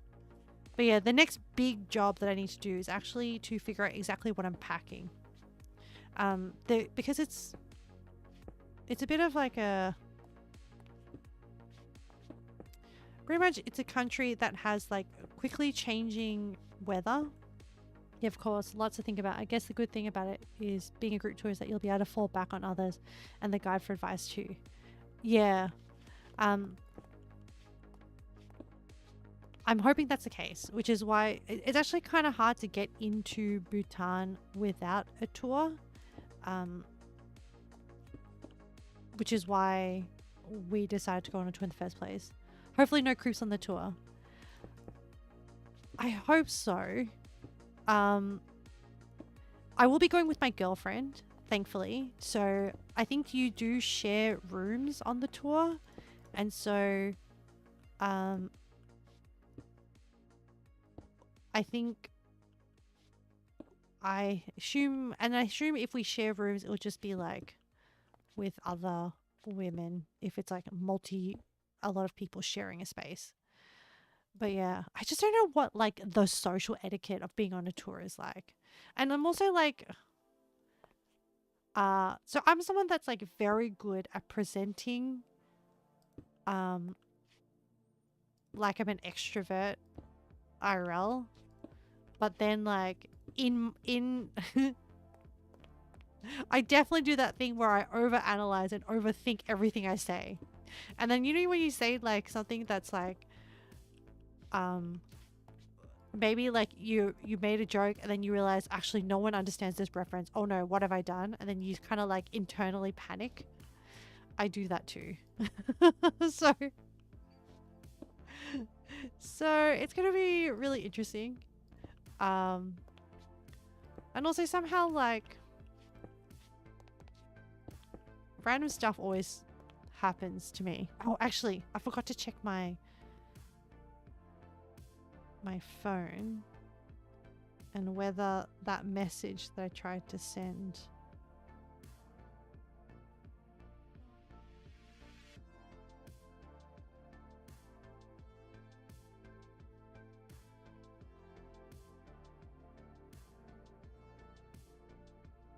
oh, guys, I asked if they could. Okay, so the backstory is I'm organizing some flowers for a friend because something, they've had a rough time.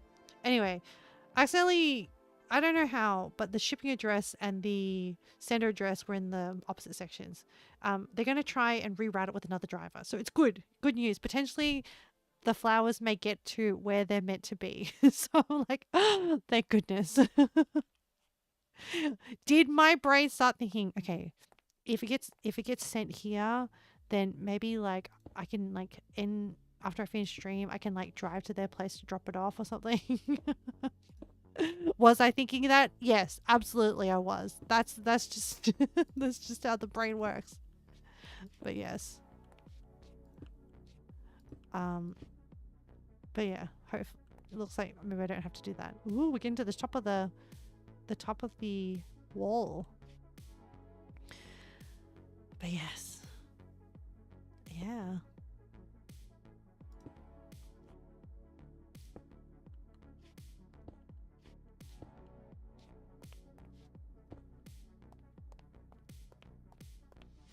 Oh my gosh, Leo, now I'm so curious as to like, okay, I'm gonna have to stalk you. But like, respectfully, of course. I will respectfully stalk your stream.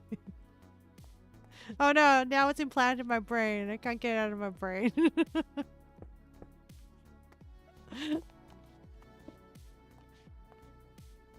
I just wish you the best. That's all. And I hope you're having fun on the journey and enjoying it.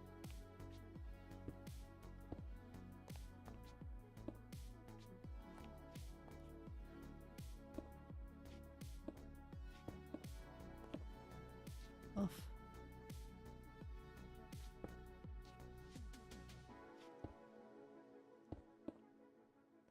I'm so simple-minded, chat. I'm just like, I just really enjoy placing blocks down.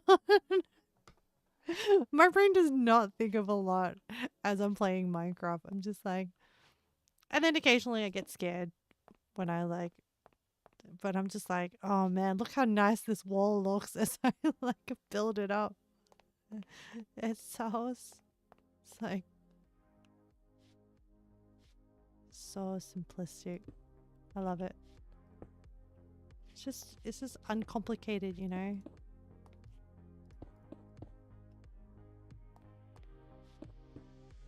Hopefully everyone's doing some something fun while I keep them company.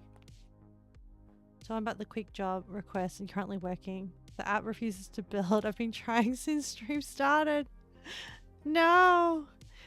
Is this compiling? Are you trying to compile whatever app? Did you test it? Is there a bug? There's a build step, yes. Other than that, I'm not an engineer, so I can't even offer any other troubleshooting. But I can commiserate. Yes, it is very frustrating. I had to... Unfortunately, something weird with the server that it just refused to build. And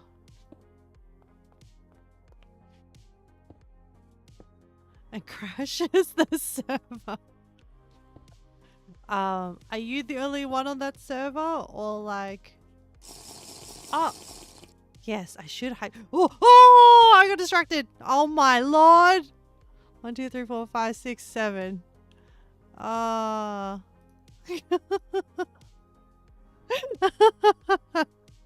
It's not your fault. Not dead. Not dead. Yeah, not dead. Hang on, we should roll that. That has to be, that's 7. So that has to be like, you just want me to have a trick. And I appreciate it. Just brain it. No, I'm happy. It's me. It's my sleep deprivation brain. Wait, was it 7 or 8? Ah, I reckon it was a pretty big one. It can be big. What do we have? Traumatic encephalopathy. Wow. So essentially, traumatic encephalopathy is a trauma. So the fall. Encephalopathy. So even I struggle to pronounce it sometimes. Yep, that's exactly what I get every time I wake up. Is like essentially swelling in the brain, I believe. Hang on, let me encephalopathy. Yep. Oh no, it's brain disease. Yeah, that alters brain function. For some reason I associate it with meaning like swelling. And you can also get encephalopathy. Hang on. Google symptoms. You're dead. Don't worry. I'll do the same thing. Even as a healthcare professional, it's like, is it cancer? Do I have cancer? Oh, I should update my status.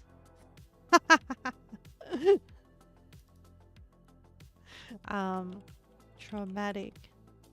Actually, encephalopathy. Actually, that injury should be more specific about where the encephalopathy is. Because it seems to imply that it's like brain encephalopathy. Maybe I should update that.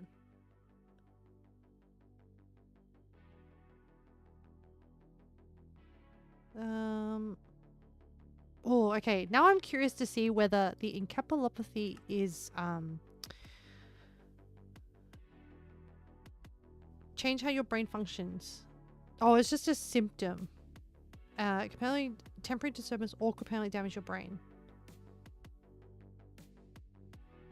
So you get the standard like brain dysfunction, which is like confusion, memory loss, personality changes, or coma. We talked about brain stuff before, chat.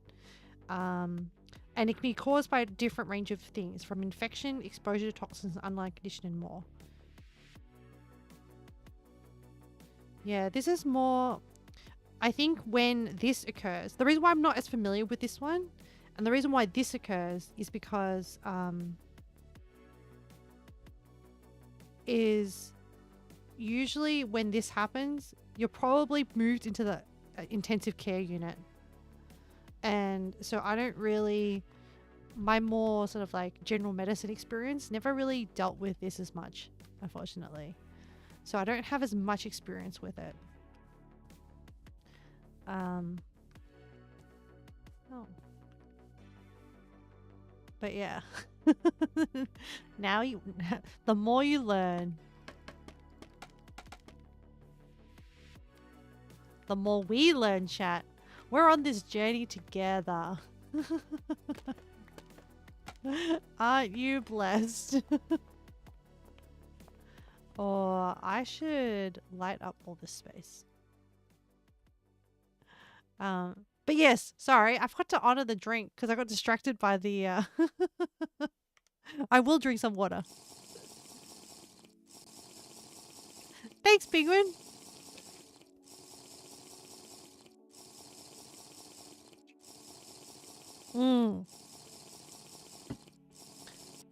Yep. And so satisfying because I also added some ice to it, so it's like chilled water as well. So I have a question for Penguin about the figurines. Do you ever get, so because you have so many Monster Hunter figurines, do you ever feel inspired to create like a diorama for all the monsters that you have? Because like I reckon it would be kind of fun. You have thought of that? So there's this other genre of videos I really like watching on YouTube that is like little Japanese. That would be incredibly expensive. No, I reckon you could make it out of like, it would be messier and harder, but I reckon you could make it out of like materials from home. Like I reckon you could make your own plaster. I reckon you could like just get some like paints from like Kmart or something, and like it depends how crafty you are. Yeah, it depends how crafty you are, because based on like these videos that I've seen of Japanese people making these like little dioramas, they just use stuff from Daiso, which is like the dollar store equivalent. And I think it really comes down to probably how crafty you are. But I reckon like for that amount of figurines, I think it would be a really cool project. I'm just saying. And if you're not like into that kind of crafts, then like, yeah, that's cool. But I was just like, I feel like that would be really fun. All right, let me look at my, what am I doing next for this build? So it's 12 high. I need to look at my blueprints. When I say blueprints, I mean my notes. Okay, so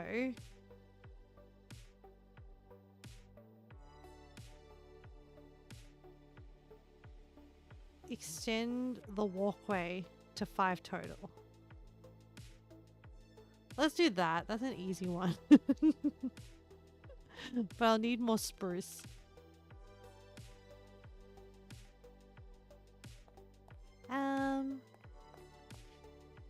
Actually, yeah, I can go up here.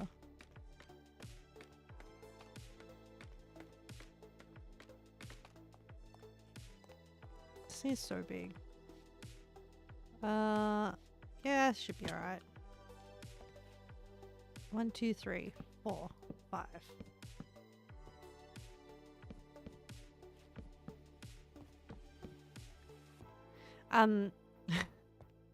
I made that little kit. So I think I showed you at some point the little kit thing. Oh no, I haven't shown. I mean, I posted some photos of it somewhere, but this little like book nook thing that's like a garden one. Anyway, it was very, very fun. I did injure myself. No surprise there. By stabbing myself with the tweezers. But like doing that was actually really fun. I did stuff up. Oh no, I'm out of spruce. I did stuff up some bits. And I had to like break out some paints. So they give you like these, they're like all pre-cut things. And there's already like sort of like a set, and like with like the different accessories and stuff. Anyway, I accidentally stuck the sticker that's meant to be the rug in the wrong spot. And so they have like little markings on the ground and stuff. So I had to like, I was like, no, I didn't want to leave it. So I borrowed some paints and painted over the dotted line to try and improve it. And that was actually kind of fun. If you've ever done, actually, yeah. Pima, have you ever done like miniatures? Like if you do painting like miniatures, like if you learn like the techniques of like dry brushing, it doesn't even have to be good. It's just like, you just gotta roughen it up. And especially if you're doing nature stuff, you just like make little miniature like trees. I don't know. I reckon it'd be really, really fun. I don't have a diorama, but like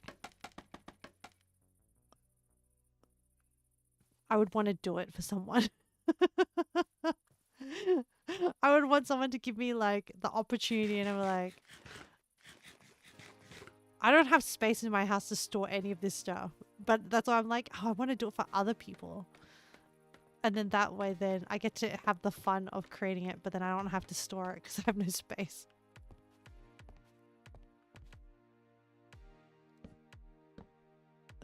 And then if you did do it, like, if you did do it, then the follow-on question of like, which environment would you recreate from which which Monster Hunter? Right? Like, and like, yeah. I actually went once to this, so when you go to, if you guys ever go to Tokyo, there's this in Odaiba, which is like the man-made islands, which is part of like Tokyo.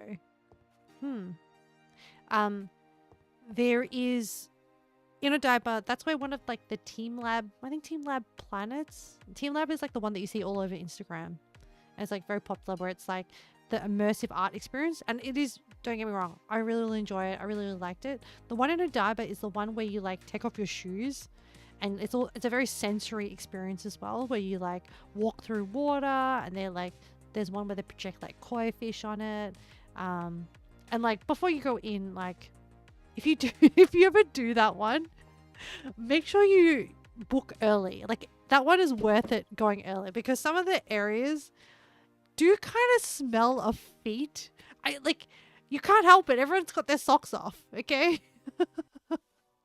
So if you ever do that Team Lab experience in Odaiba, make sure you book like the earlier sessions, because then there's like been less people going through and it smells less like feet. I'm just saying, okay? I'm just giving you a handy tip. Anyway, in Odaiba, there's also this other there's this other place called Small Worlds. Leo, look, if you're gonna go to Tokyo, like, please let me help you plan, because like I have opinions about things. Okay. And also, I would never be offended if like I gave my opinion and someone was like, actually I disagree. Anyway, especially for Team Labs, please take the opinion of like, book an early session to reduce the amount of like feet smell that you're exposed to, unless that was your kink. No kink shaming here. Feet stuff is fine. It's just, I'm not a fan of the feet stuff. You remember this, since your friends have been planning a Japan trip since 2017. Wow. Oh, look. Oh, if it happens, I'm really excited for you. I really do hope it happens. Yeah. So anyway, ooh, man, why is this staircase here? I'm gonna remove this. Can you invite me? But penguin. I'm actually thinking of I know I'm about to go on a trip to Nepal, but I'm kind of thinking it's been a while since I've been to Japan. I feel, and like the gram has been feeding me. You don't know if it will happen anytime soon. The gram has been feeding me a lot of reels. Hey, Jeannie! Hello, welcome. Yeah, the gram has been feeding me a lot of like Japan content, and I was like, it has been a while since I've gone. Maybe I should go on another trip to Japan. Japan is like full of great inspiration. What am I doing? Oh, okay. Alright, this is the annoying part. Can you get a bit of anime wisdom? Sure! Do tell us your words, Jeannie. Yes. You missed our little, poultry analysis earlier. Which is fine. No.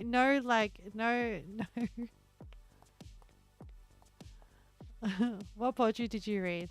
I read a poem by an Australian poet called Bruce Jaw. I remember how we got on the topic, chat. We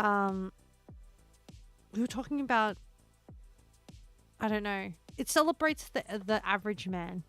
And there's a poem called Homo Suburbianus, Yes. Yep. And then Leo was curious as to like my interpretation of it. So we did a bit of a breakdown, a poetry breakdown as well. Yeah. But yes, Jeannie, please tell us what is on your mind while I figure out what the next bit of this bit. You're not a dummy, Leo. There's just different ways of interpreting poetry. And sometimes it can be like, I feel like it's a shame that it is that not more people have access to it. You'll have to watch the VOD. Yes, I should publish the VOD. Clip it out. And you're not a dummy, Leo. No. I'm narrowing my eyes at you being like, no. I rejected that comment.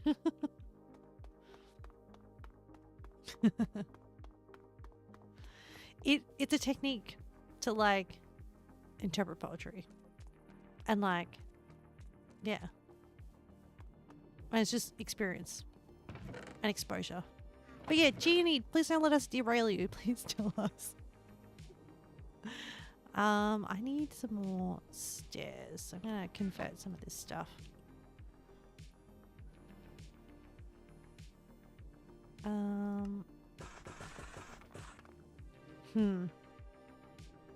Yeah, I'll just make a stack. That should be enough. I should make some more stone. We're using quite a lot of stone bricks, so we should convert.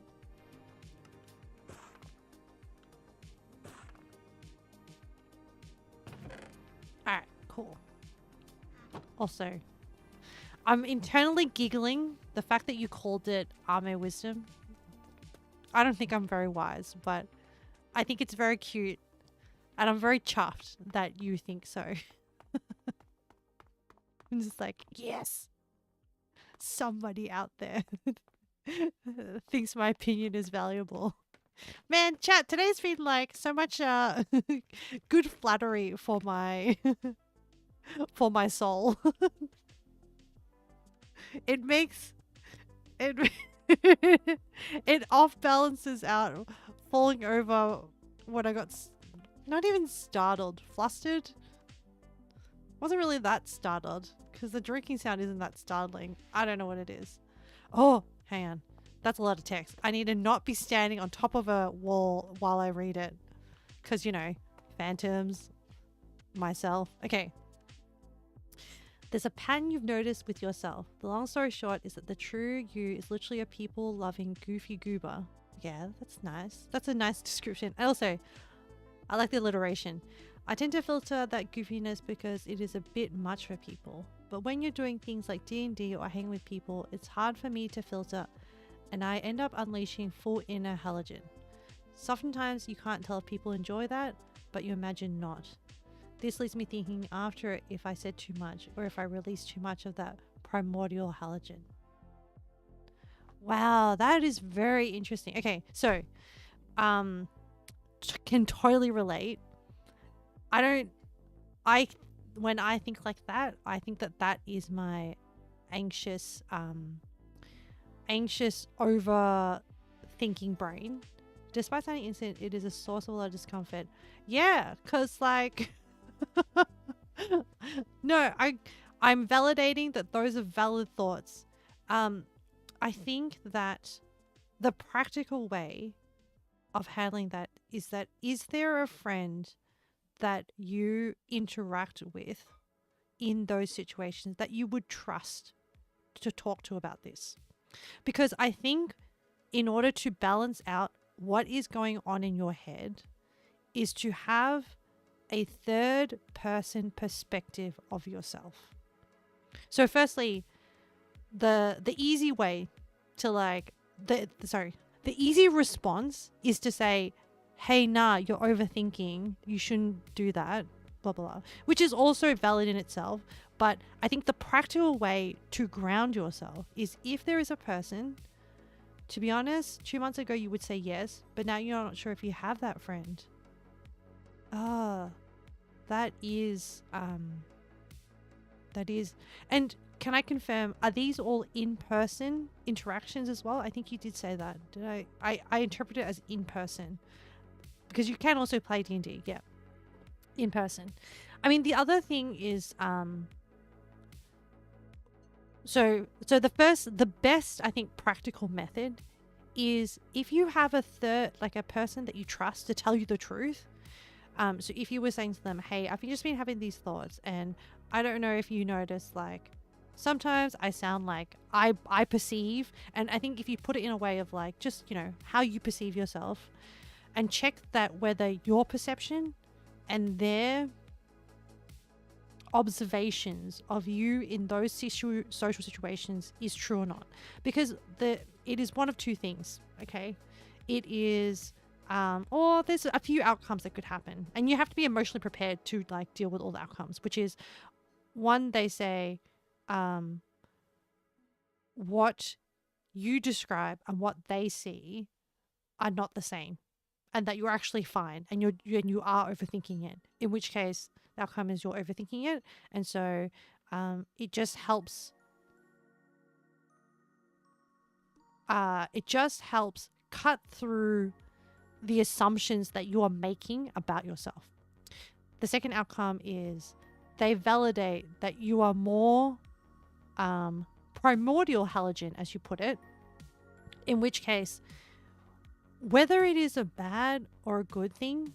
And also the other thing is, like, then you have to like tease out, like, what does it mean?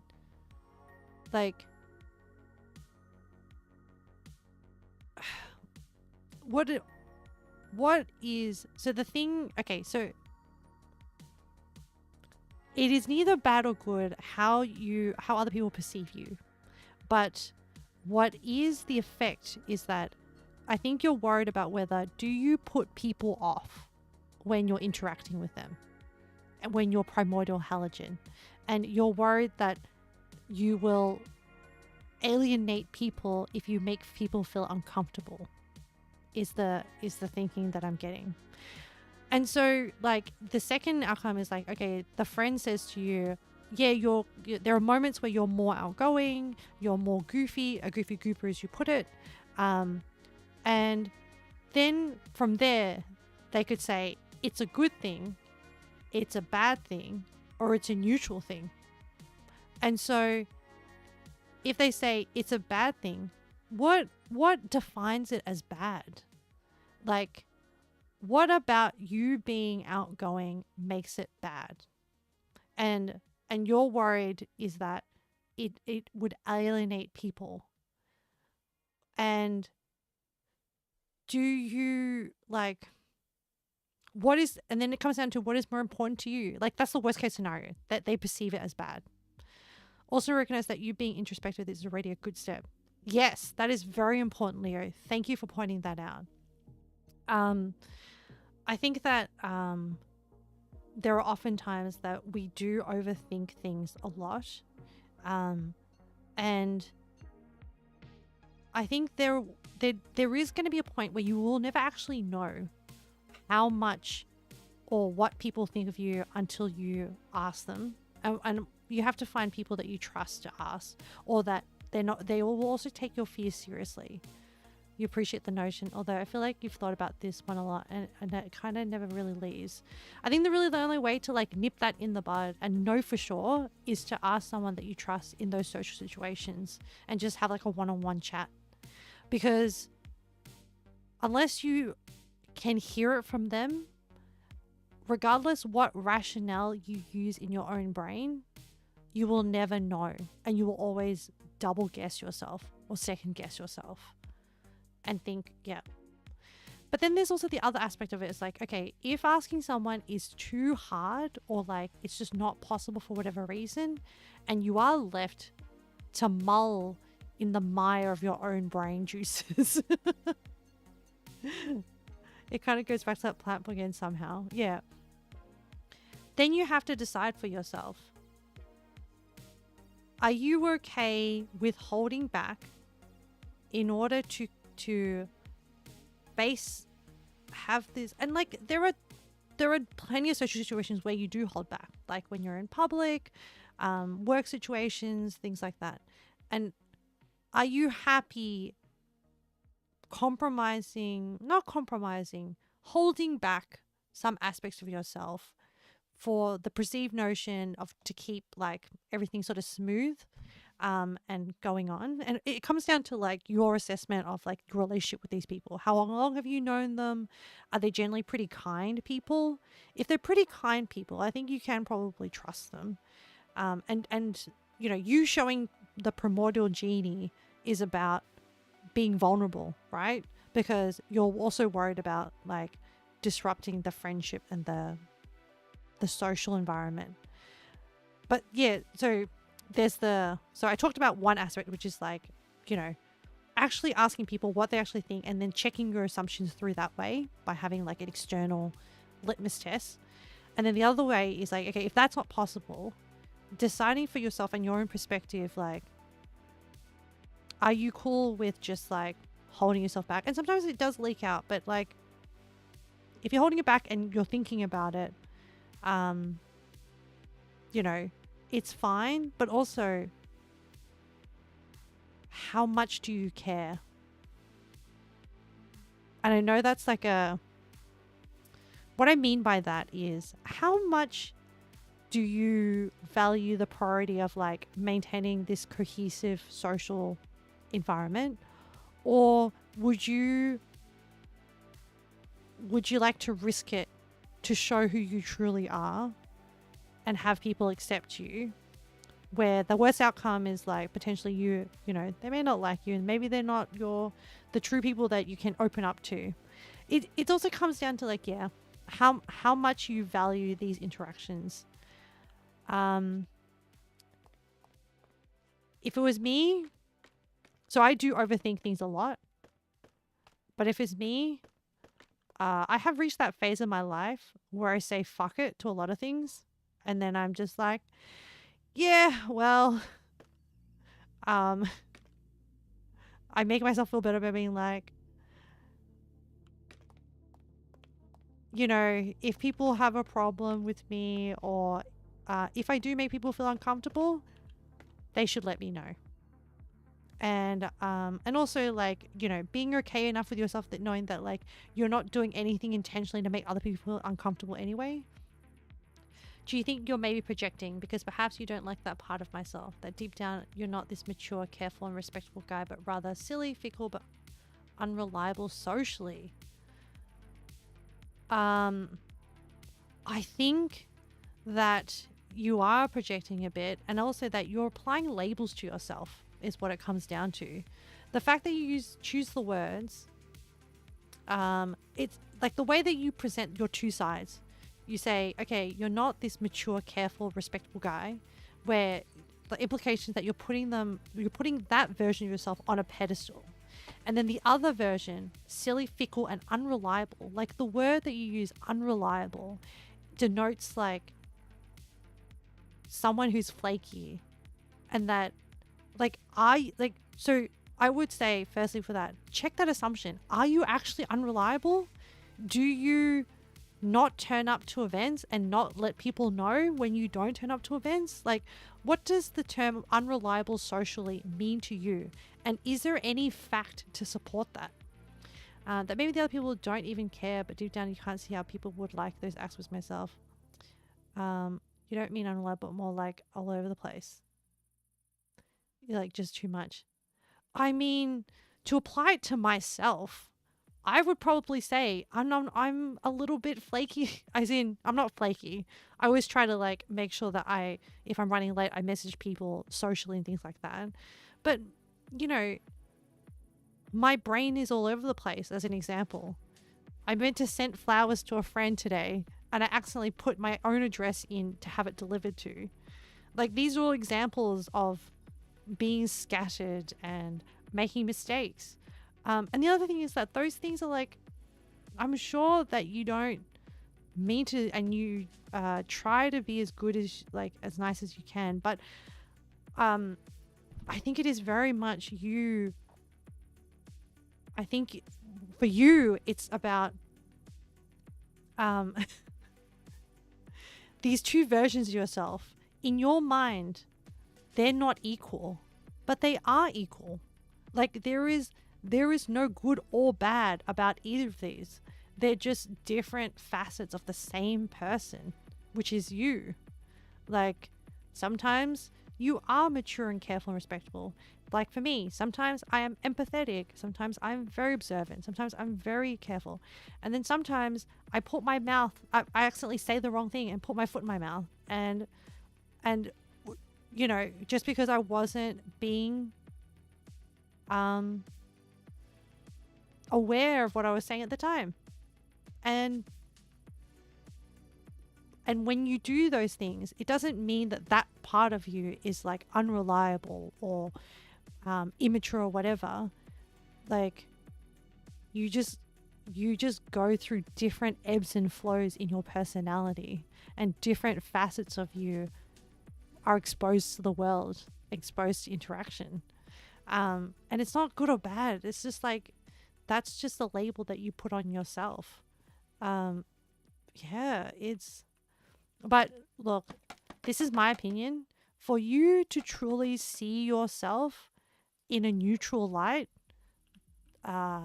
there's probably a bit of unpacking that you have to do.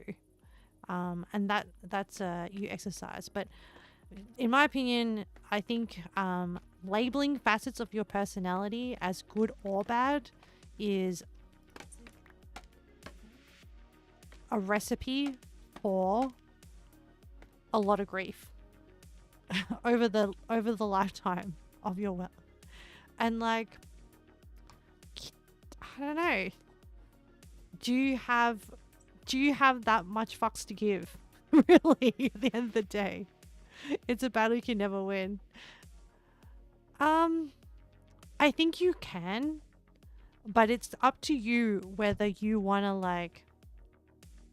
to rewrite that narrative for your brain. And I can't speak for you. My opinion is I've got a limited amount of fucks to give, and like that's something that I would probably choose not to invest my effort into. Once upon a time I did, don't get me wrong, I definitely did. And yeah, and some of that stuff still creeps up on my brain. Like, you know, even me interacting with like chat online, it's like, how do you guys enjoy watching me? And like, am I not a weird person? But yeah, I am weird. And so at the same time, sometimes I talk to myself like I'm a third person, if that makes sense. So sometimes like the way to like trick my brain is to be like, would I be this mean to somebody else? Like, would I think these mean thoughts to somebody else?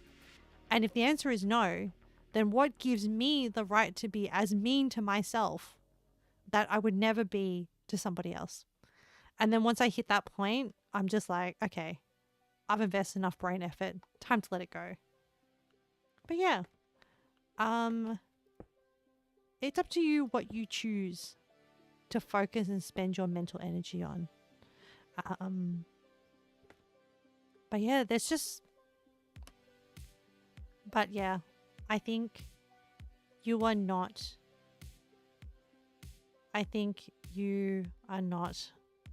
what you think you are. I think, based on what you said, you are overthinking it, but you have to convince yourself of that. And the way to do that is to check your assumptions about yourself and do the exercise of like, is anything actually grounded in actual, like, is there anything to support those suspicions you have of yourself? And then if the answer at the end of the exercise is no, well, that answers it for you. But yeah, I hope that helps. I don't know whether it wasn't a very organized response, but I hope it helped in whatever way it did. And if not, and if it didn't give you the answer that you were hoping, I wish you luck on the journey of self-discovery. But yeah.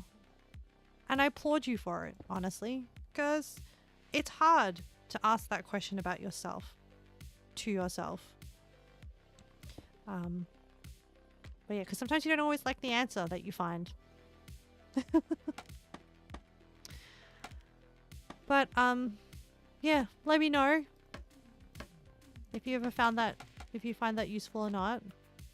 I would not take any offense at all. But yeah, let me know how it goes. Appreciate the wisdom. I'm very chuffed that you call it wisdom. But yeah. Oh, Jeannie. I need my pat emote. I need to give you a pat. Don't worry, chat.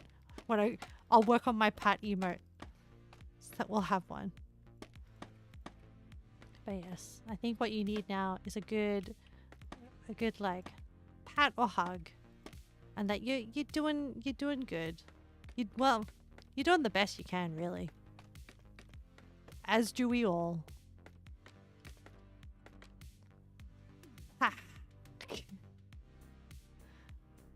Alright, I need some more scaffolding. I'm out of scaffolding.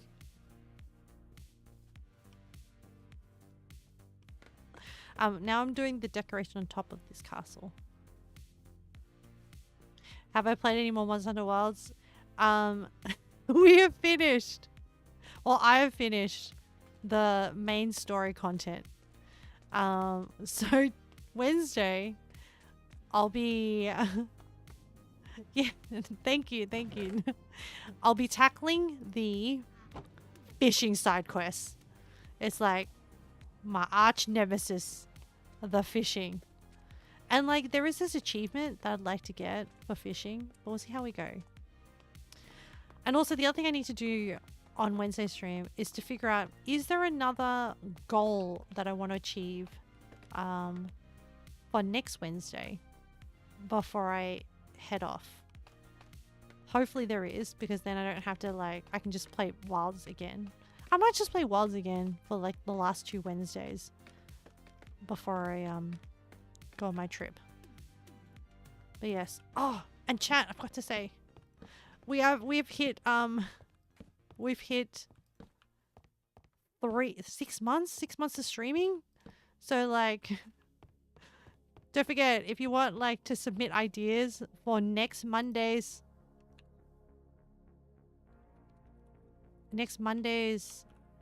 anniversary celebration Minecraft stream. Oh, there we go. I remembered the right command. If you want to submit ideas, there's the survey. If not, whatever. It'd be lovely if you had any ideas of stuff for us to complete in Minecraft. But yes, my goodness. I just like celebrating like the passage of time. Even though it has nothing to do with any like actual Twitch achievements. But it's just a nice way to be like, wow, we did that. Good to have like moments of reflection. I mean, if anything, I would probably reflect way too much. It's like, anyway. Okay, let me look at this side. So it needs to be, all right, this one's okay. I can't wait to see like in another 3 months, what is this Minecraft landscape gonna be like? You know? Just, but like, yeah, you know, I think that's another problem with like everyday modern life is like you want things to be done really quickly. But then like the reality is that like good stuff takes time and takes like iteration and effort.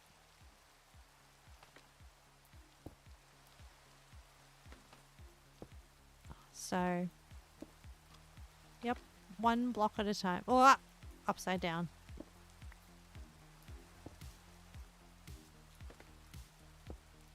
Oh, chat. I was reading.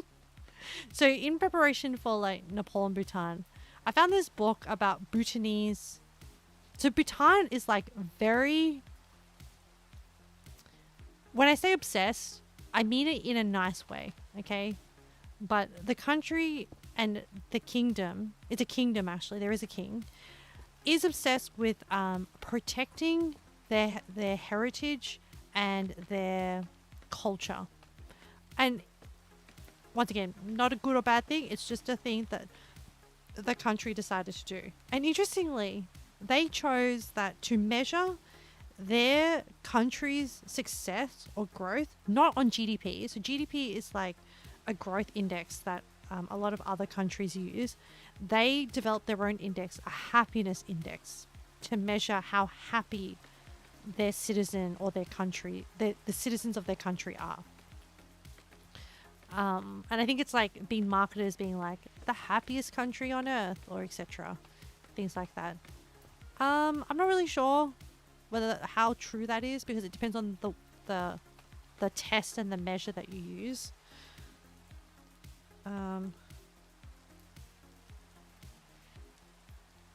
Trying to figure out what I'm doing. Oh yeah, I need to put blocks on top of these things. Actually, you know what's annoying? If I have to do that, I don't have enough scaffolding. I think I need to build the inside.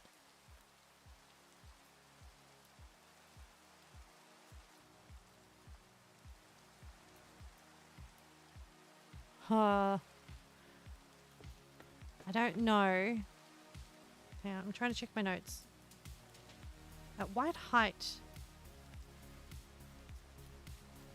Cobblestone wall. So I'm meant to be building the wall on top of that. But to get to that, it'd be easier if I had a platform on the inside.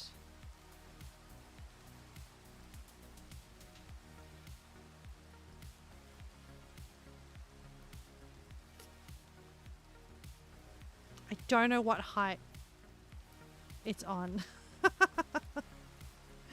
My handwriting is terrible and my diagrams are terrible. Sometimes I wish I was an architecture. Architect. I wish I was an architect that had better drawings. Oh, here are my scribbles.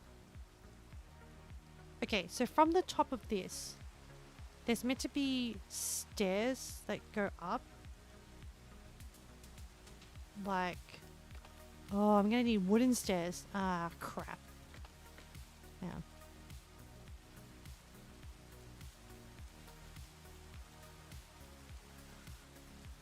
But yeah, so I've been reading these, I've been trying to learn more about just basic things. Like some words and things. But yeah, I've been reading this book of storytellers on Bhutan. And they're just like messed up as any other fairy tale. Like, I don't know, like I'm sure you're aware, but like the Disney fairy tales of like different stories is more like the happy ending of stuff. But like historically, fairy tales were written as like lessons for children to like, you know, the boy who cried wolf. Don't make up stuff because like no one's gonna believe you when something real happens, when the wolf actually eats you. Like these are all kind of like fairy tales / fables. They're all meant to like, and it's all rooted in the tradition of like the oral tradition, which is like storytelling of like trying to just like give lessons to people. So hang on. How this is meant to work? Well, I think, man, trying to do this IRL kind of sucks. I think I need to be on this height and extend this scaffold out so it's the same level as this, but I need to wrap around and get enough distance to place. Okay. I'm praying we have enough scaffolding. Okay. All right, we're getting a bit close here. So this is ground level, and then here should be a staircase facing like this, and then like that, and then we staircase the heck up. Okay.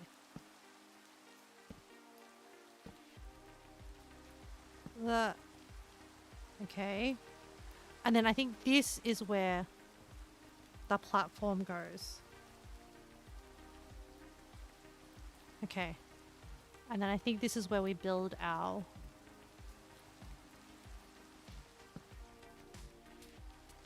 flooring.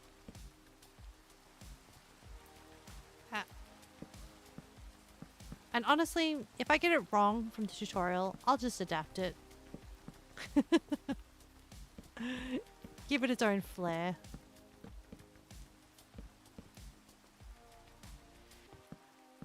But yeah, there was this story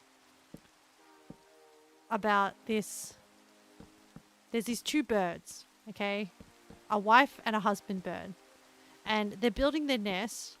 And the husband bird, I found what the breed of bird is, but the husband bird brings home a pea. And the wife is cleaning up the nest. And she drops the pea in this crevice. And she like really tries to get it out. And like she sort of like with her beak, and she ends up like, you know, scratching her beak and all this, but she can't get the pea out of the crevice.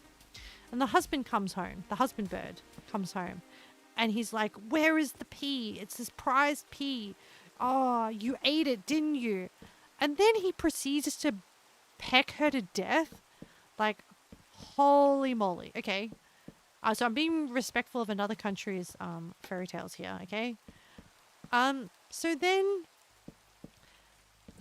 like, so he goes into a rage and he pecks her to death. And then he realizes, oh no, what have I done? I've essentially murdered my bird wife. Oh no, I'm out of planks. Let me go get some more.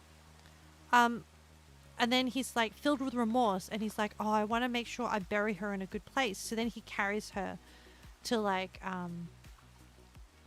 to these different lands. Yeah, I know. This is a traditional Bhutanese fairy tale.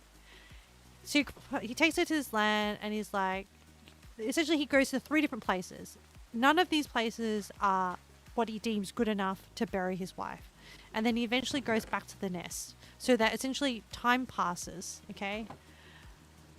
And when he gets back to the nest, he realizes the nest is filled with, while he's been away, so like over the course of, I don't know, a year, while he's been away, the pea has sprouted and grown into a plant and has filled the entire nest. And he realizes that his wife did not eat the pea. The pea was there all along. And so he had murdered his wife essentially for nothing. And so he promptly, because he's been flying around now for like a year while carrying his wife on his back the whole time, or the dead body of his wife on his back the whole time, he probably like topples over and dies. And like, that's the story. That's the fairy tale. And I think this just illustrates the moral, which is control your temper and don't be murdering people. Check your facts. But just also, even if she did eat it, like, okay, so the point, I think the story also missed the point of like, look, even if she did eat the pea, it didn't justify murder. I think the moral of the story is like, don't jump to assumptions. So don't jump to assumptions. Don't let your temper get the better of you. And then don't make rash decisions where you end up murdering someone you love because you will come to regret it. Yeah, like the morals, so those morals are good morals, but I feel like the story could have been better. Like I felt like there could have been more to be added to the story, which is, it could have been written in a way that was like, just don't, even if she did eat the pea, don't, there's no justification for murdering her. Yeah, it's kind of wild. I understand that, like, sometimes a lot of those stories were written based on, like, old attitudes of, like, what society expected of women and how they viewed women. And this is, you know, a lot of this stuff forms part of, like, history and a country's cultural heritage. But yeah, it's to me, oh, I'm out of spruce. No. Oh, and also I should light this up because we know what happens.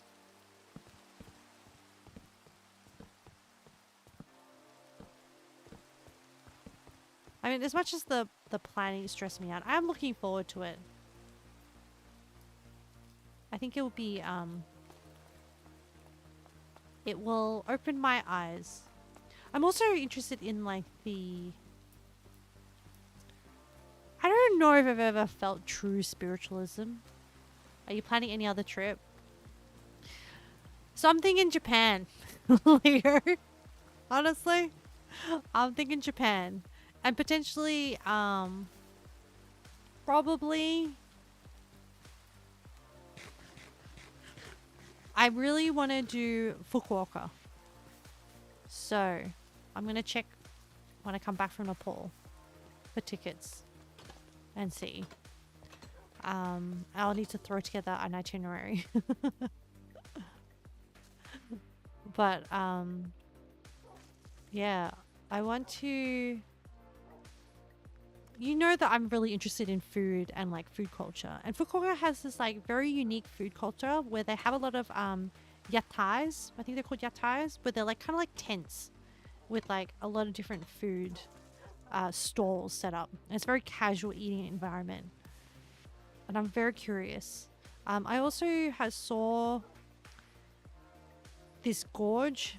I forgot what it's called. I think it's like Takachiko or something like that. But yeah, so Fukuoka was like this entire island. Hang on, I need more spruce. So I think I'm gonna do Japan. There is a bunch of other travel I'd like to do this year as well. But whether or not it pans out, it depends on, like, a lot of other factors. Japan is, like, pretty, I don't really have to wait on any other prerequisites. I have friends who are thinking of doing Europe. I've never done Europe. I'm thinking of doing Europe later in the year. So if they do that, I might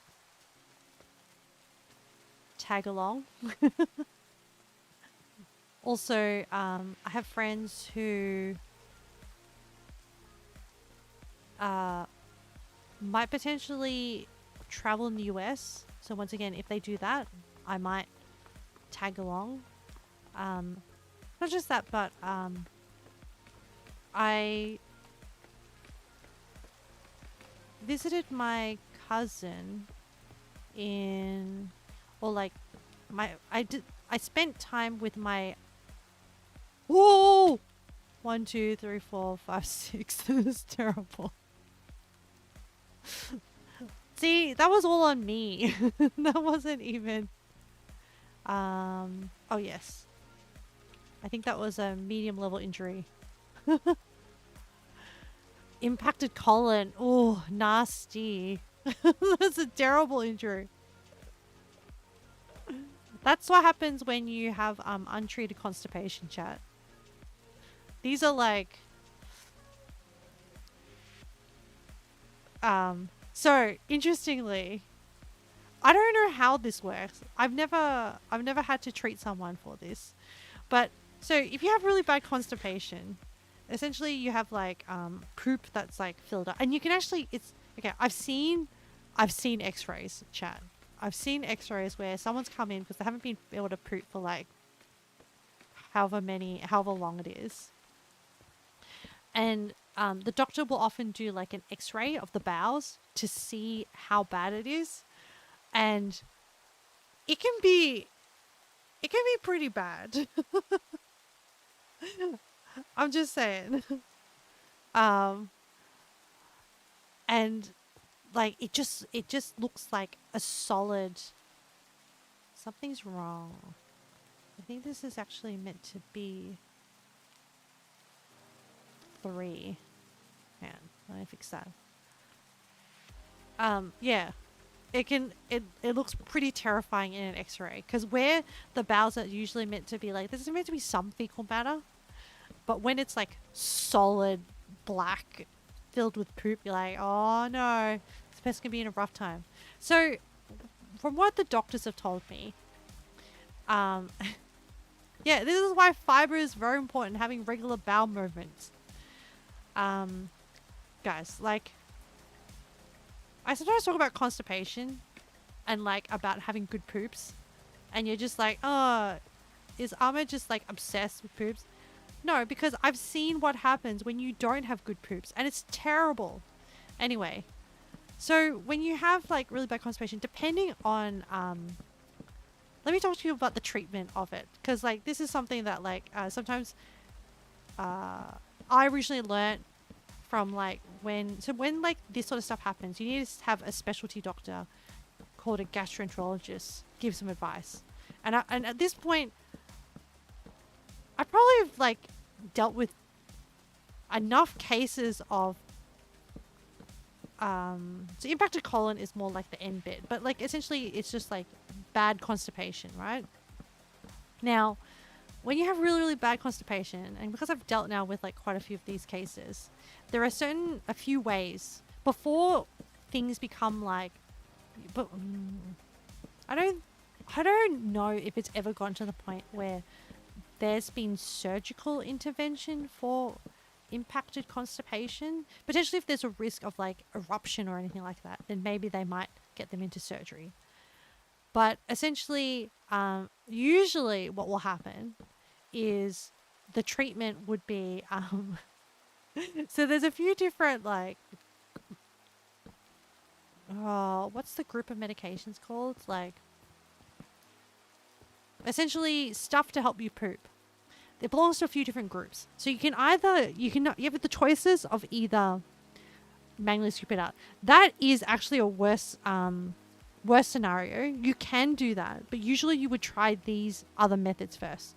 So firstly, you have osmotic, laxatives. It's called laxatives.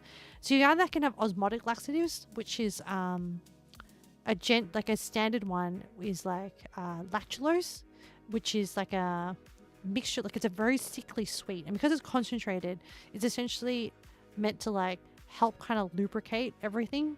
But the problem with like really bad constipation is that your intestines are very, very long. So often what you'll have to do is like you'll give people products from the top end to try and like soften things at the end of the intestine that's closer to like the stomach and the esophagus and stuff. And also you'll have to put things up like rectally to try and like soften things up the other end. And also you're trying to get like gastric motility. So with tablets, the other things that, so you have like osmotic laxatives, which help move water into the bowels. There's like a sachet called like Movicol, which is made up of a few different electrolytes and things like that, which also help move it into there, water into that sort of area and like swell it up. Senna leaf tea, perfect. So senna is actually an active stimulant. And yes, it would. So that would also be another prong of the therapy that would be applied, which is to stimulate the muscles of the bowels. So it actually causes some contraction. And interestingly, the dosage, it's really weird actually what I've seen of the dosage. Sometimes some people are very sensitive, so a small dose and they're writhing, chat. They're like, oh my god, the cramps or whatever. And then some people you've given like 5 times that dose to and they're like, nothing's happening. And you're like, oh no. And like in this case, you want it to happen, like you want action to happen. So yeah, so then there's that. There's like the sachets. And sometimes like with the multiple sachets, you would have to make up like jugs of it, chat. Like I'm not even kidding. Sometimes you have to make like, oh, it's a phantom. Hang on, I'm gonna go to bed. Sometimes you have to make up jugs of it and have to like drink it down. Now the thing that you don't want to do when you have constipation is add fiber. Fiber is not for active constipation. Fiber, so fiber sachets, fiber powder, like as in when you're adding additional fiber that's not in what you eat, you want to be doing fiber on a regular basis to maintain your bowels, okay? And yeah, and so if it gets really, really bad, sometimes like the doctor will have to put on a glove and manually scoop out like the rear end to try and like get some motility going. And yeah, there have been cases where like they will, but unfortunately like they can't scoop out a lot because like they can only use their fingers because you don't want to use anything sharp because you don't want to risk any perforation of the bowels. And so it's only as far as the fingers can go, really. Just end me. Nah, Leo. No. Just this is why I'm telling you the horror story, so that you're like, yeah, I should eat my vegetables and have fiber, and especially green leafy things. And this is why, chat, I keep frozen spinach in the freezer, because when you can't be asked to cook like and wash clean vegetables, like fresh vegetables, frozen spinach is an excellent source of fiber because it's just been chopped up and it's just been frozen. Yeah. Also, like fruit. If you're gonna eat fruit, eat the freaking peel, like apples. Eat the skin. It's got tons of fiber. It's very good for you. But essentially with fiber, if you're going to have fiber, so don't have fiber when you're already constipated because that just makes the impaction worse. You want to do it like after you've had like good movement and you want to use it to maintain. But with fiber, it's really important to have plenty of water, because fiber, what happens is that it like forms like it uses water and forms like a trap matrix and makes like the poops more soft. And this is why I'm very passionate about people having good healthy poops, because like it actually blocks a hospital bed if you're in because of constipation, and you have to like have like the criteria of you being able to leave is to have successful poops. Okay. All right. Where are we up to? I have my platform. I have my staircase. I need to do the top bit now. So I need to orientate myself. So going around this way. But yeah.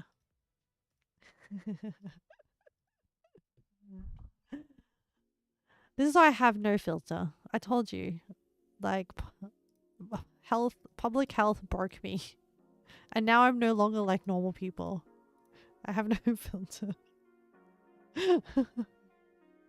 It's terrible.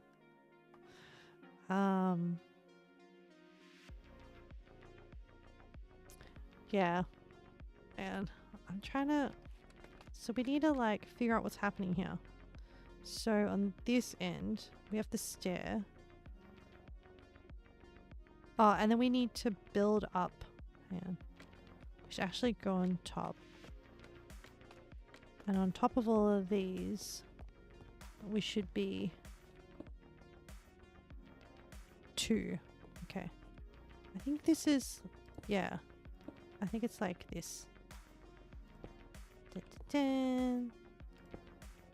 Oh, and I should put some mossy stone bricks because, especially at the back. Wait, does that make sense? Would anyone...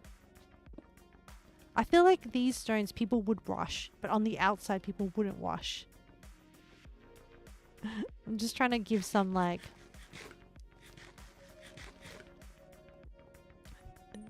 design law to this. Yeah, I think no. I think that it would just be cracked and normal stone.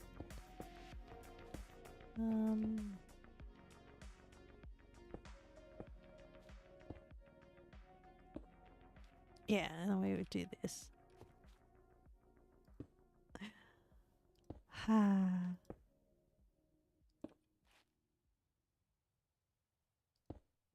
But yeah, I reckon rats and poultry. I feel like it's going to be a struggle. Maybe what I should do first is like maybe just like read some like travel poetry and like try to familiarize myself with like how people write, and then try and like break down the elements and then use that as a pattern for my own writing.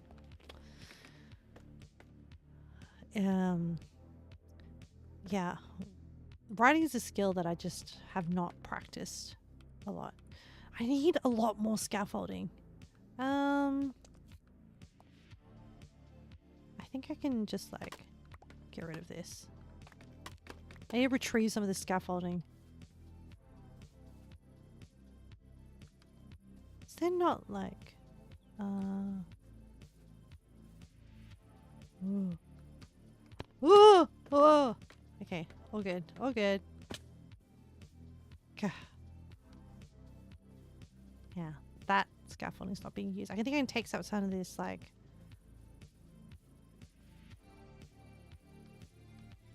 scaffolding back.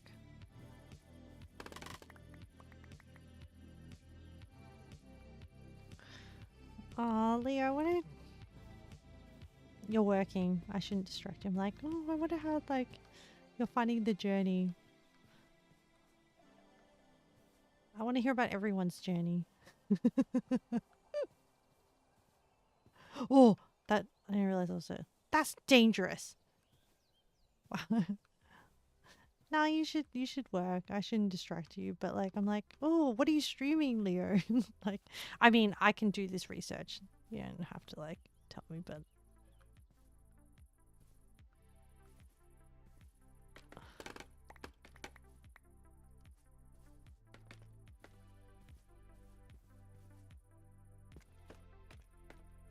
all right. Let me find more scaffolding. See, I'm trying to like not be too weird and be like, you thought you rejected the topic enough for you to forget? No. My brain is like super nosy. Curious. My brain is super curious, Leo.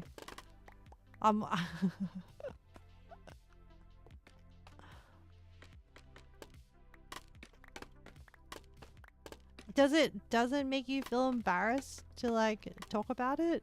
How do you feel about it?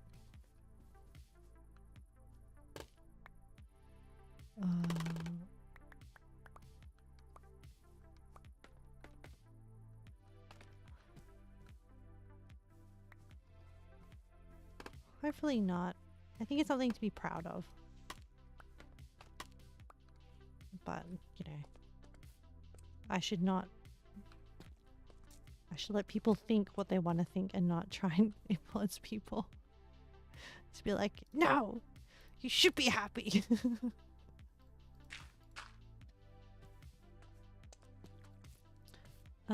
Okay, I'm gonna knock this scaffolding down.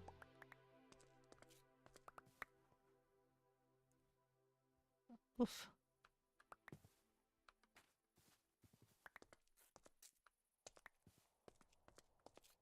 I'm gonna knock this one. Take it all back. I need all my scaffolding. I need to provide some... what's the word? Modicum? Modicum? Is that the correct pronunciation of safety? M-O-D-I-C-U-M? Modicum? See, these words, I read them. I know what they mean. But do I ever know how to pronounce them? No.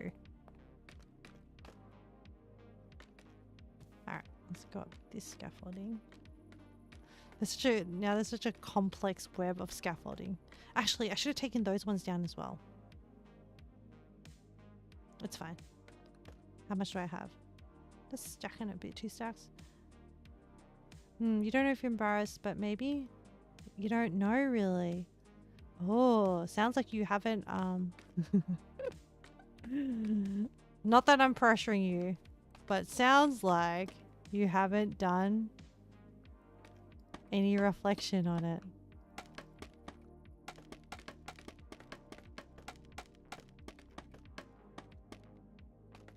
I mean, as long as you are enjoying it, I think that's the main thing. You're just doing wilds at the moment? Okay. Yeah. Do you have like a schedule, or you just doing it, fitting it in where you can with your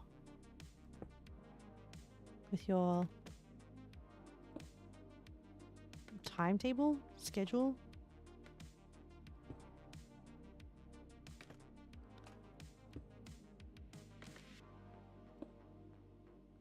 Alright, I'm putting upside down stairs here. Oh. Okay.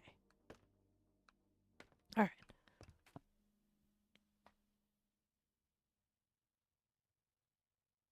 I think it's a similar pattern here. So let me go back up here. So far you've been going by feel, but it's not really a good measure. Now you do want to stick to a schedule. Ooh.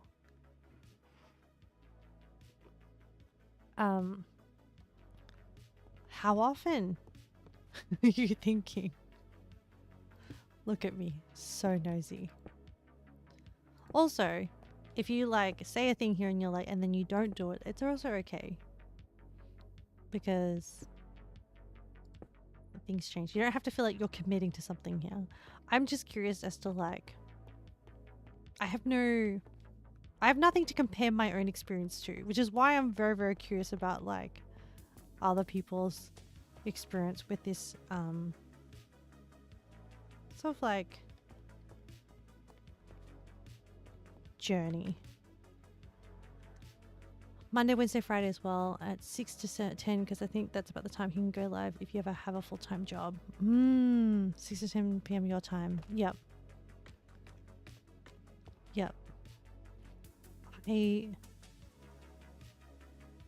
I'm very amazed by people who have a full-time job and do streaming as well.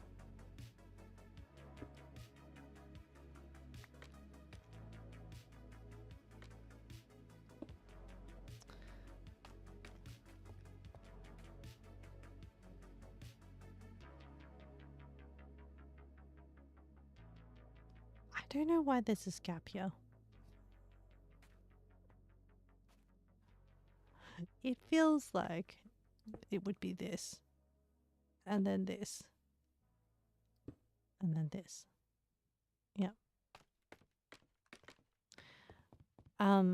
So does that mean that then would you call yourself a wild streamer? Like specifically Monster Hunter wild, like Monster Hunter streamer? Because those do exist. I just don't think I have the brain to stick to one thing, just to do one thing all the time. One hunt streamer, maybe. Yeah. You could go back and play all the old ones. That would be heaps of content. And like, If something else catches my eye, then I'll do that too. Yep. Yep. Yeah, considering that, yeah. I mean, there's there's quite a number of games. I think I need a cobblestone wall. Do I have enough? Yes.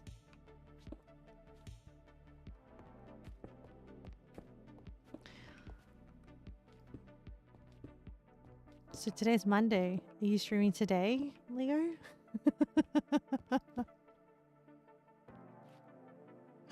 Oh my god. Look at me. So nosy.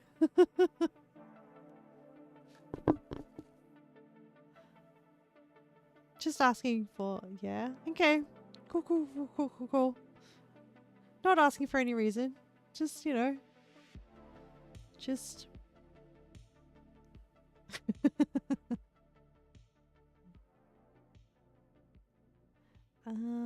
Okay. So I think. Sure. What? You don't trust me? I think there's meant to be 2 here. Like this. And then... Oh, and then I think this... I need slabs now. Okay. I can't wait till we clean this up and get rid of all these, torches. The torches are kind of like... are really ugly, but you know, it's just part of the process. But like... You know, when you remove the torches and replace it with alternative lighting, that's when you know the build is almost done. That's the, like, piece de resistance.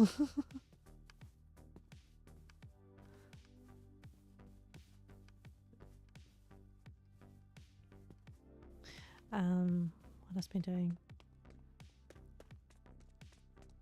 Oh, yeah. Oh, yeah, so... I'll ease the pressure off Leo. But so pretty much like I'll change the topic. I think you've given me enough clues. For what? I don't know. Anyway, so what was I gonna say? Oh yeah. So as I said, this art exhibit that I went to really like triggered my brain into like there was the question in the art exhibit was very much you know, we are but one thing in the universe, and the universe is made up of a lot of things. I'm trying not to use the words that the exhibit uses, but that's essentially the underlying concept. And I was like, yeah, to me, that interpretation is the interpretation of impermanence, essentially, where nothing is constant. Everything is always changing, and there's more things than just you and your opinion. And man, like, how much do you wish like some people could get that message, but people don't. And yeah. So yeah, so then I was like, oh, I've actually never so I was so my history, chat, is that I was brought up Buddhist, and like it's just something that you practice. Like there's just, my family was it. There's really no ceremony to make you Buddhist. You just are. It's not like it's hereditary or something. Buddhism is like really chill in terms of like what they do or do not expect you to do. But then because I'm going to Nepal and Bhutan, these are very Buddhist societies. Like it's in Buddhism is like the main religion in these countries. And I remember when I was growing up that yes, I know this is talking about religion, but like I remember when I was growing up, I was told at some point not by my family. My family practices like a type of Buddhism that is very rooted in our culture, which is there's a lot of like ancestor worship. And this ancestor worship stuff is like actually quite common in a lot of countries that have elements of Confucianism. Sorry, Confucianism. Confucianism. I'm really bad at pronouncing it. Like Confucius. So like the guy, Confucius, he had philosophy. He had a particular philosophy, and China adapted it quite a bit. Oh, hang on, sorry. Let me check on these flowers. Yes! The flowers are on board and ready to head to my friend's house. Whew. Okay. Yeah, so there's a lot of ancestor worship. And interestingly, like hang on. I need to there is no yeah. See, this is like there is no need to like hate my brain for the random mistakes that it does. It was just a mistake and it just happened, and that's all there is to it. But yeah, so ooh, sunrise. So yeah, so I never really questioned like the traditions or like the things that you do, because it's also rooted in like the lunar calendar and a lot of like celebrations. So then I, as part of like going to Bhutan, I was like, I should like formally learn about Buddhism. And I was told by somebody that like, oh, Buddhism is a philosophy, not a religion. And so somehow someone somewhere once said that, and I've just kind of internalized it. I never really questioned it. My family definitely think that it's a religion. And then it wasn't until like this week after the thing, I was like, yeah, I'll take this moment to like, you know, do some basic understanding of like the roots of Buddhism. So it turns out that there's like multiple variations in Buddhism. I was like, ugh, who would have thought, right? There's one that like celebrates that I don't know how much people know about it, but usually most people know of a general thing where it's like there's a guy called Buddha and he found enlightenment. And so now most Buddhist people are trying to find enlightenment. And what is enlightenment? Enlightenment is like to try and like, Buddhists believe that there is like a cycle of when you die, you get reborn into like, and depending on how good or how bad your karma is, you get reborn into like a good or a bad life, or a good or bad environment, body, soul, life, essentially. Sorry, let me think about this. Hang on. 1, 2, 3, 4. So this needs to be a block. And because like when I go to Nepal, I want to like make sure that I give them like, it's meant to be a very, very spiritual place. And I'm not like, I think Buddhist aspects do influence the way in which I like interact with the world and how I perceive stuff. But a lot of it is very like chill stuff. It's very like, hey, don't think bad things. Be nice to people. That kind of stuff. But essentially, I've never really felt the sense of like spiritualism that some people feel. I'm like, I know that like religion is very, very important for some people, and whatever that gives you and whatever your particular religion is, good for you. Like, I'm glad you have that in your life. I've just never particularly felt it. I do it because it's like what I've been brought up doing, like I guess the ceremonies or like the aspects. But interestingly enough, I was also sent in my childhood to a Catholic school.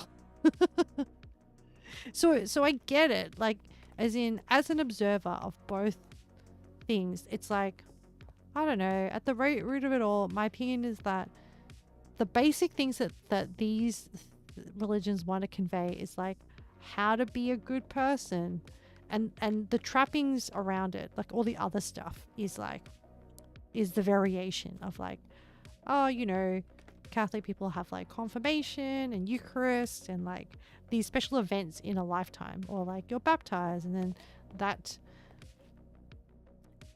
I think from what I understand, the word is cosmology. All this other stuff is related to cosmology and like the ceremonies around it. But yeah. And so so I'm like, okay, I'm trying to like prime my brain to be like open and receiving of potentially any spiritualism that I might come across while I'm traveling. And so as part of that, I'm like, okay, I'll do the research. But yeah, the history is like really interesting. And like even within Asia, there's different kind of like groupings of it. So there's like Theravada and Mahayana.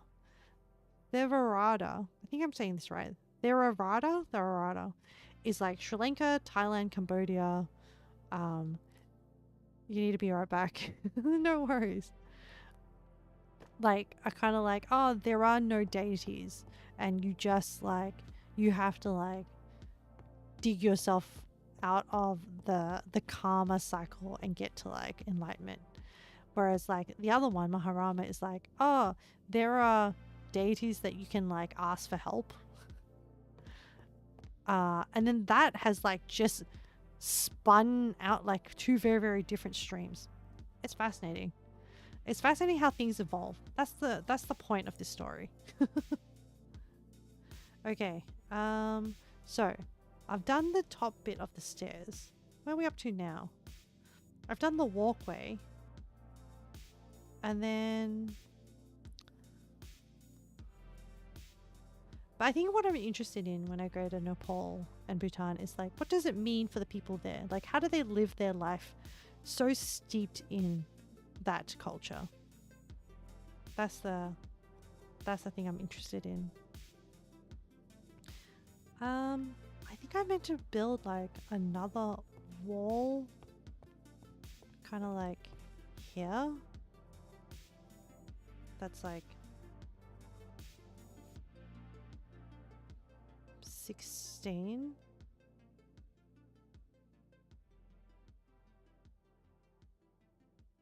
Wow. Okay. So, let me see if I can get this right. So from this stair, it should be 1. So 5. 1, 2, 3, 4, 5. Casually starts playing Wilds while having the stream going in the background. No worries, Penguin. I'm surprised you weren't already. Oh wait, you made it home? Yay, you finished your shift. So, like, actually, okay, you're probably playing Wilds, but when you get a moment to respond, is the amount of time that you work depending on like how busy it is? Like, and you made it home, is there like a roster that you, like, that like a team of people have, or like, yeah, I want to know the logistics of like, how do they roster you? And like, it's a 20, like, people guess there, so there's like, there is like, okay, well, there'll be busy periods when people check out and stuff. I get that. Welcome back, Leo.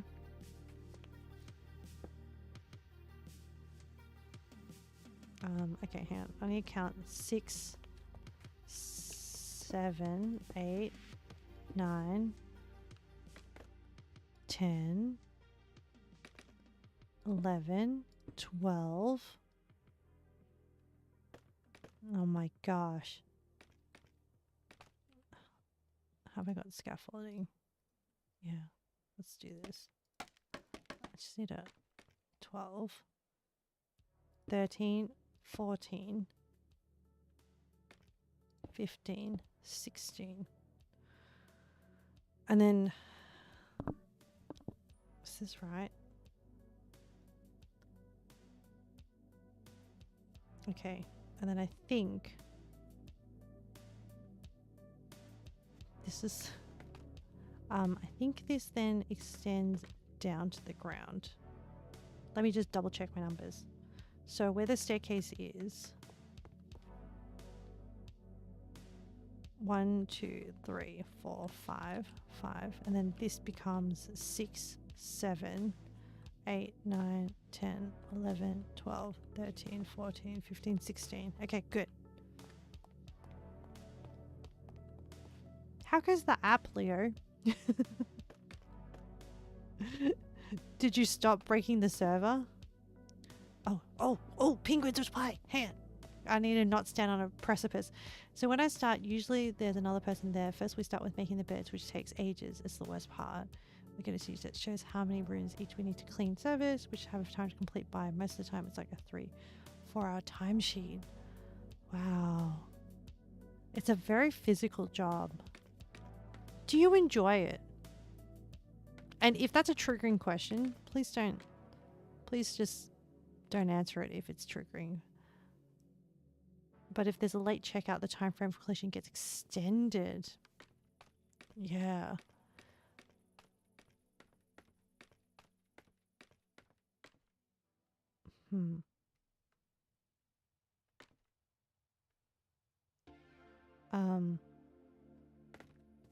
I do enjoy your discoveries. Do I enjoy it? Well, in general, you don't like working. Yes, can relate.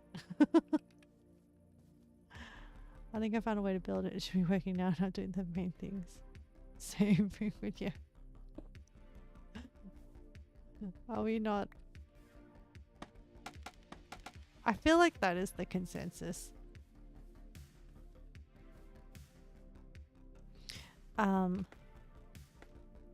But you enjoy the place you work at because the management is nice. That makes such a big difference, doesn't it? Like the people.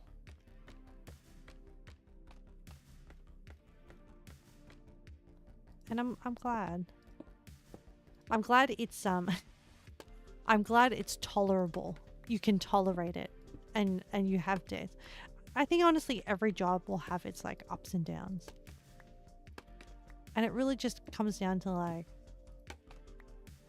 does the positives continue to outweigh the negatives? And like, it's also fine if the positive is, hey, you get money. Because the reality is that everyone needs money. Yeah. But it's what you try to look for at a place where good, nice management. Yeah. You sound like such an interesting person, Penguin. Like, you've had a lot of experiences in life. It's like a rich tapestry of a person.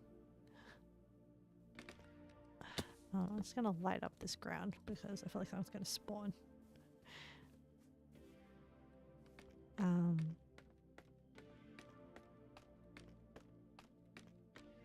Sometimes I have like intrusive thoughts of like, so people who okay, I can tell what I feel like in my chat. I have a very interesting collection of people. And I like the collection of people, honestly, because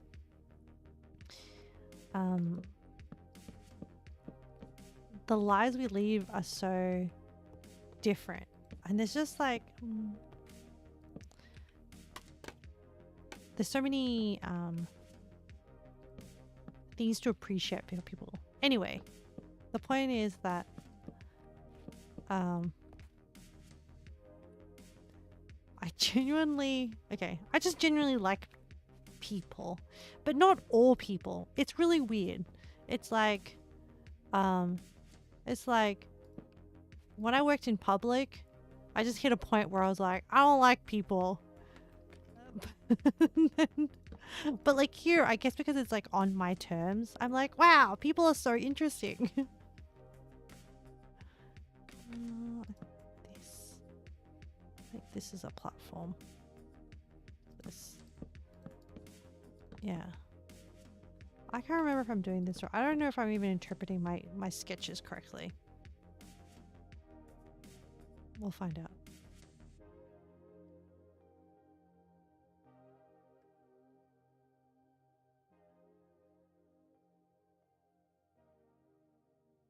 Yeah.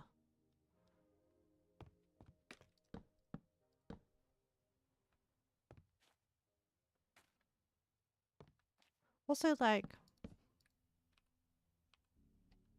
so I just wonder, like, you know, the people who stream who don't have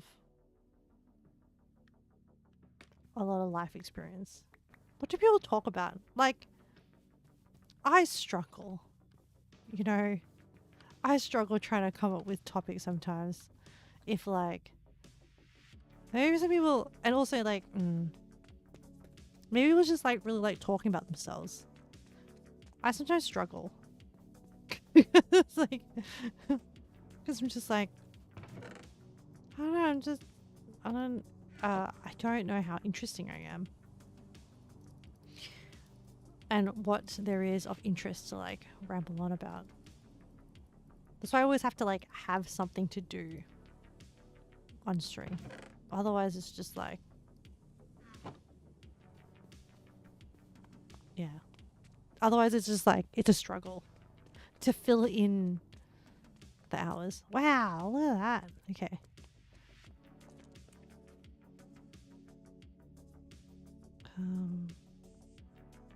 Have I got another sketch? Okay.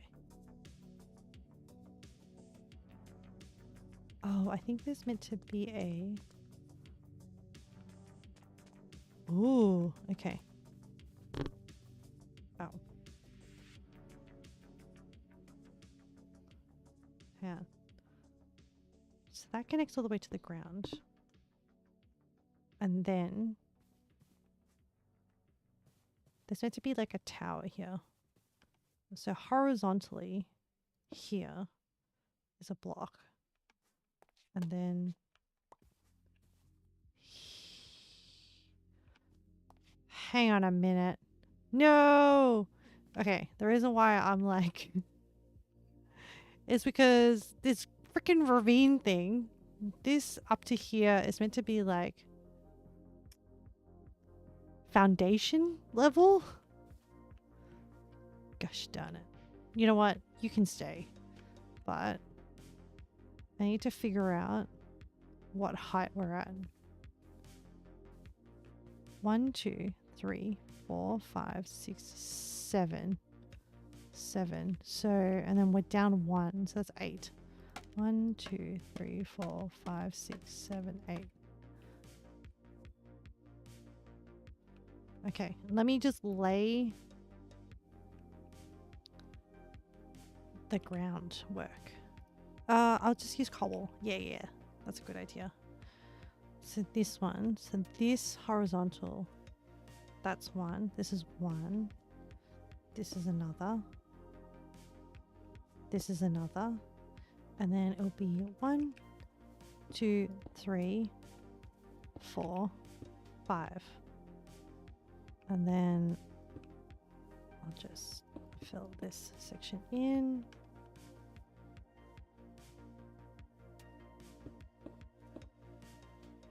This horizontal, that goes there. And then, yeah. Oh, it's coming together.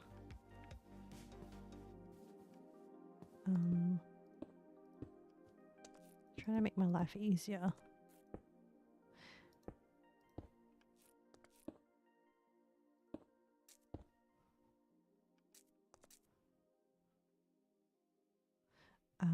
1, 2. Hang on. Did I count this wrong? Oh no. 1, 2, 3, 4, 5. Horizontal, this one. 1, 2, 3, 4, 5. 1, 2, 3, 4, 5. Okay. And then horizontal here. And then 1, 2, 3, 4, 5. And then this one. Yeah. And then this is 1, 2, 3, 4, 5. Perfect. And then I should just leave like a little hole here.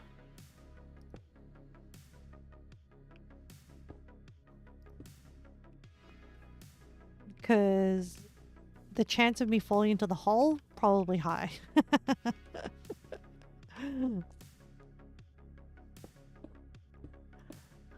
I have a good record. Too much OHS.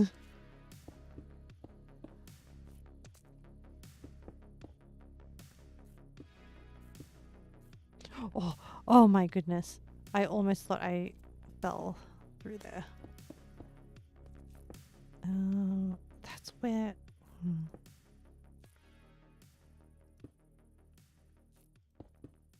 Oh, I need to throw in these. Darn it. I need to texturize. And mossy stone bricks. Oh, man. Hang on. Let's take a moment to texturize. You can be that.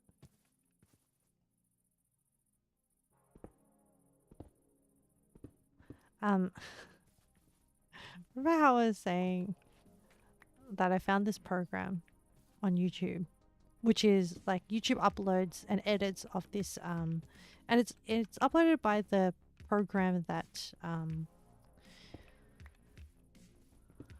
the Australian independent channel that does this stuff, and it's called SPS Insight, and it's I kind of love it, chat, and I'm kind of addicted to it because they do really well-rounded and very interesting topics, and they get like a panel of like a whole room full of people to talk about it. And some of the stuff that has been discussed is related to the ones that I find interesting. The ones that actually have different nuances is about DNA and the use of DNA, and what are some of the legislations and things around DNA and who owns DNA. Because like essentially there was this one where it was like about people who had like done a DNA test as like, oh, they just wanted to trace their like genealogy and stuff and like understand where their family came from. And what they didn't expect is that, oh, your DNA doesn't match any of your other family's DNA, and then it turns out that like their mum had an affair or something. And can you imagine? Like, and a lot of the story will start out with like, yeah, my husband / partner bought me a DNA kit for funds, and I did it. And then I found like, you know, I was always told that I had blah heritage. And it turns out I don't have that blah heritage. And I thought, oh, that's weird. And then apparently, okay, I didn't know this, but your DNA can then be uploaded to like these websites like ancestry.com. And if people get a match to your DNA, they can send you a message. So then some of these people got a message and it's like, oh, hey, we're somehow related. And then they're like, what? No, we're not. Like, my mum is blah. And then it turns out like their parent had like an affair or something, and the show actually like has all the different stories because the topic is about DNA and how these sort of like DNA kits that people do have, for different reasons, have impacted them. Advertently or inadvertently, or whether they're actually looking for reasons. And some people are like, you know, I wish I'd never done it. Some people like, there was one that was like kind of a feel good one where the guy had a fling with a girl and he didn't know that she was pregnant. She never traced him or tracked him down to tell him he had a kid. And then he found out like later on that he did have a kid. But they ended up having like a really good like father-daughter relationship. And this was like, she found out when she was like 40. Can you imagine like find out you're 40 and you're like, I don't know. I think it does a lot of things mentally to you because like your reality of what you perceive is proven to not be it. And in these cases where it's like someone has submitted their DNA, there really is no error because you're giving a specific sample for it. And some people like, I really regret doing it. Some people like, I'm glad I now know because it's told me a lot of things about myself, and how I look and things like that, which is also interesting. Man, I went on a binge. I went on a full binge and I watched like so many of these episodes where there was this one about like people growing up as mixed like as in their parents are of different cultures. One of the interesting facts is like, turns out like, you know, for certain diseases that need like for transplants and things like that, or like donors and stuff like that, to find someone with like exact matches, it's actually harder for people of mixed cultures or of parents lineage of like different, to find exact matches, which is like kind of sad because like I never really thought of that being a problem. Oh my gosh, we're still we need this and we need moss. We need more mossy brick. We are churning through the materials. I should do some like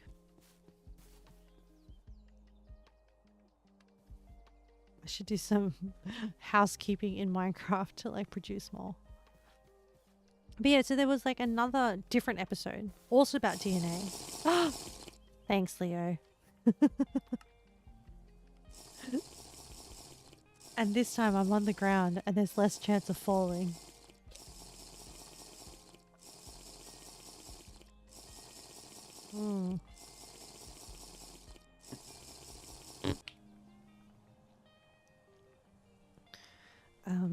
Yeah, so DNA. There was a different episode of the use of DNA in solving crime scenes. And I was like, oh, I am a bit of a, unfortunately, I am a bit of I do enjoy true crime, but I like the ones where it's like solved, when there is an answer. I don't like unsolved ones. Because like, I want to know what happened, you know? Oh, I think I need moss. But yeah, so with the DNA used in true crime, like the use of like DNA and DNA sampling has like led to the solving of a lot of cases. I think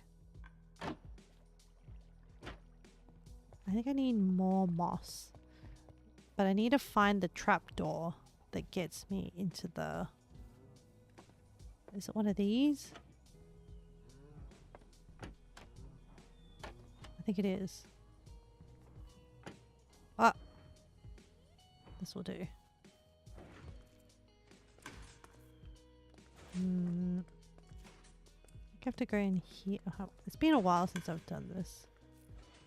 Oh, I think there's a staircase over here.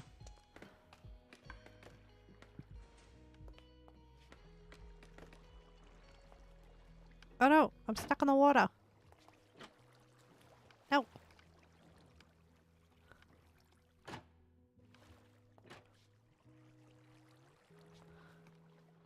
Am I just really bad at like... Oh, it's because it's like one block. Okay. Alright. I think if I just stand here...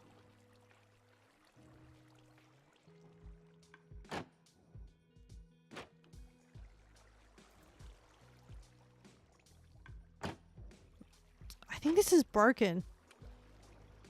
So what's meant to happen is like something is meant to drop here and grow the moss, and then the water's meant to like break it and push it down.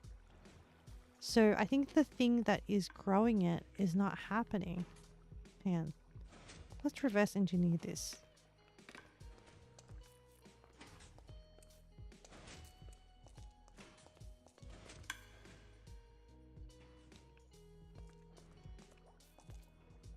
I think it's like a composting situation.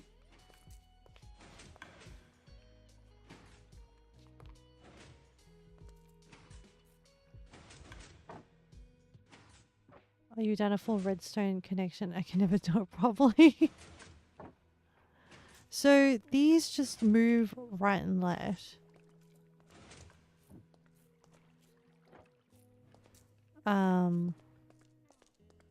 I don't know if I can debug it right now. I have to revisit the original tutorial to have a look. All right. To add it to the to-do list, fix the moss farm.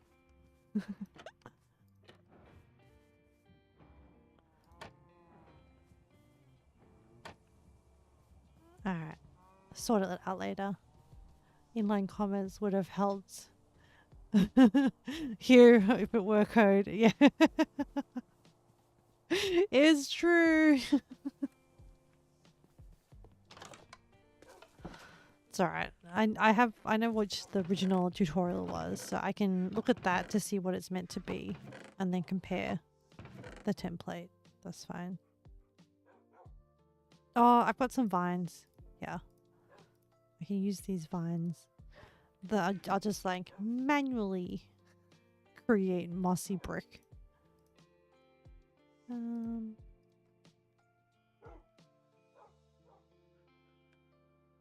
But yeah. Where's the documentation? I know, right? Terrible documentation.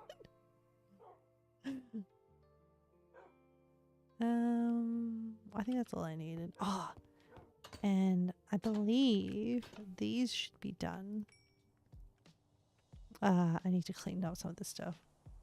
But yeah, so like the stuff about DNA is fascinating, and also stuff that like I think be very, very cautious when doing those DNA tests if you've never done one before and you're interested in doing one, because how your data is stored or not used is how your data is stored and where else it's used is very interesting. Sometimes it's useful like research, but sometimes like the interpretation of research can be vague depending on the company, because apparently them giving your data to pharmaceutical companies can be considered under the research clause, when what you're assuming is that research is giving it to like a university to do like genetic research or something like that.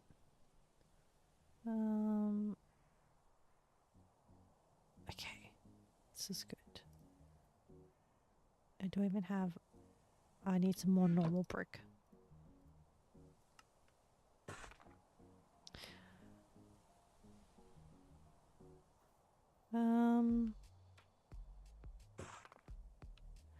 But yeah, my true crime brain, when I was watching the one that was about like DNA being used to solve like cold cases, was loving it because it was like a speed run of like, you know, those true crime videos that you see where like people take an hour to tell the story, which is like still valid because it gives respect to the story and what happened.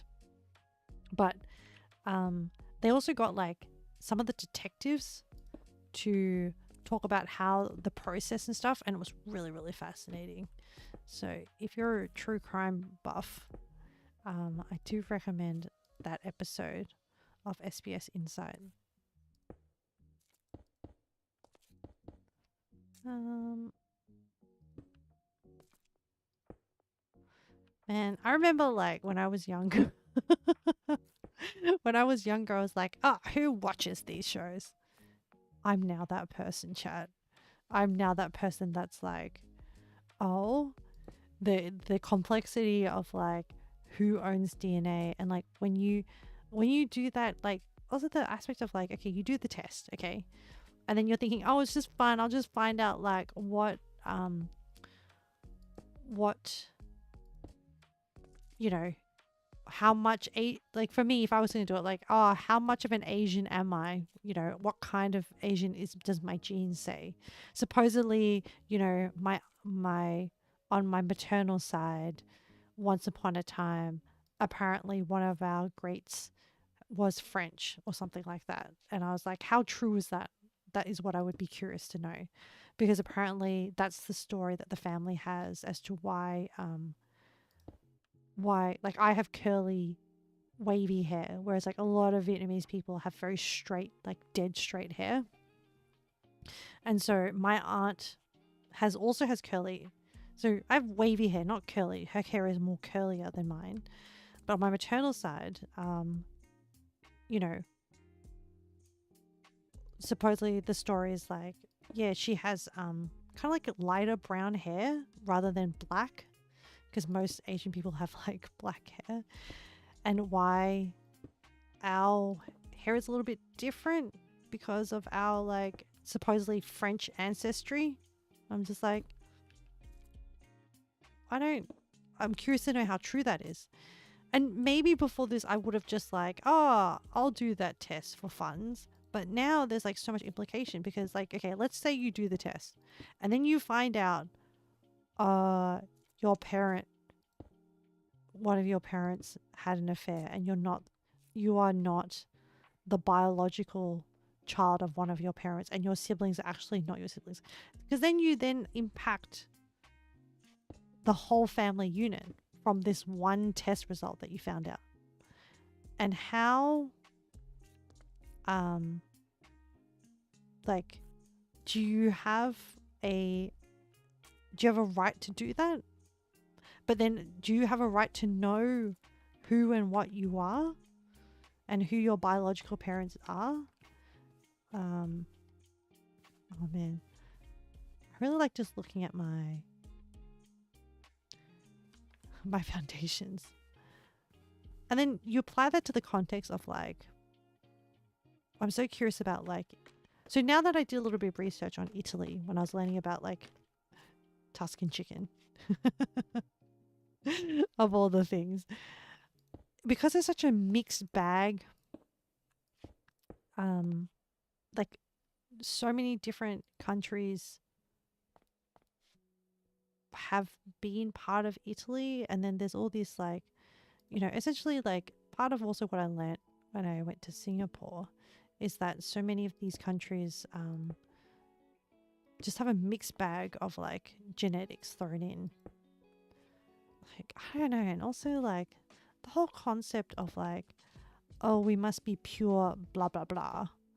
A lot of what these like extremists sort of like groups take is so irrational, because like at some point somewhere in the chain of things, like genetics has been like mixed around in different like genetic profiles. But yeah, food for thought, really. I don't know what the answer is. Okay, so let me see. So this can be... So we're looking at the tower. Oh, look at that Milky Way. Just gonna... Or that cloud. No, it's a cloud, a nighttime cloud floating across the night sky. Gosh, it's pretty. I mean, would you even call this like... Would you say this is art? Because like this mod? Because it's so pretty. Okay. How tall is this tower gonna be?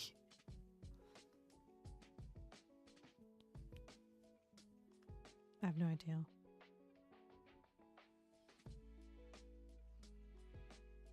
Well, I think it's gonna be at least as tall as that. So I think we can just confidently build up from there. And like...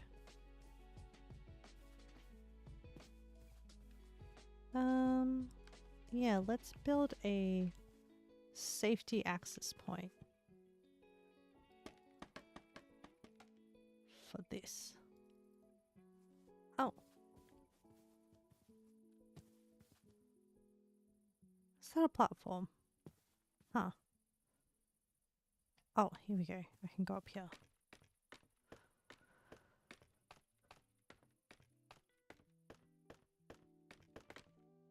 Yeah, let me remove this.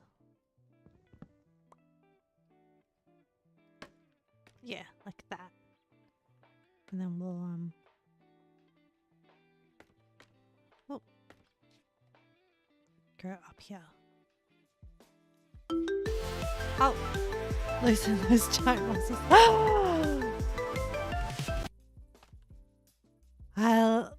Wait. Oh my gosh, hang on. That's my favorite one. Hang on. Let me go get my massage gun.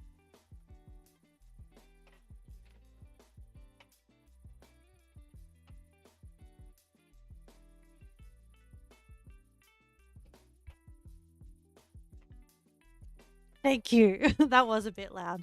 Yeah, I need to like tweak that one. This is great because my neck has been really tight that like I turn it a little bit and it cracks. Like I'm not even like purposefully like manipulating it. My neck is just really tight. I carry a lot of stress in my shoulders. Let me put an interesting view, and then I can play some like interesting music. Oh, let's put you on top of this tower. And I need to add that to my to-do list. Tweak the audio.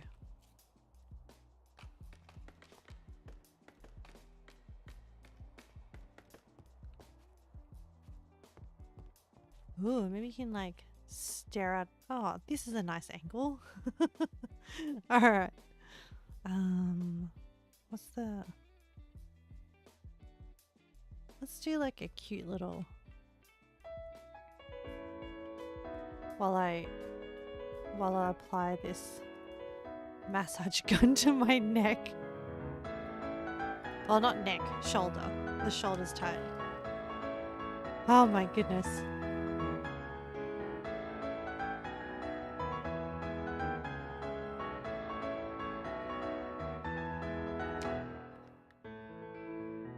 I think it's all the like Pilates and weight training.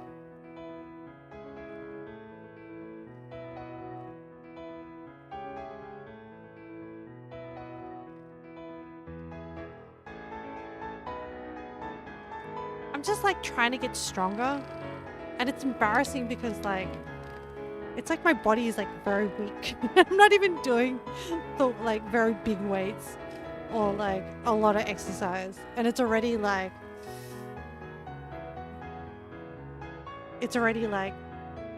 my body's just like, man, you put me through a beating.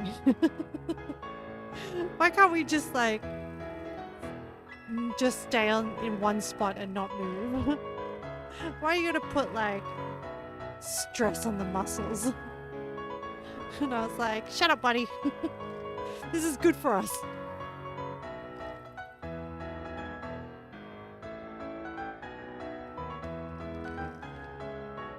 tell me I'm wrong.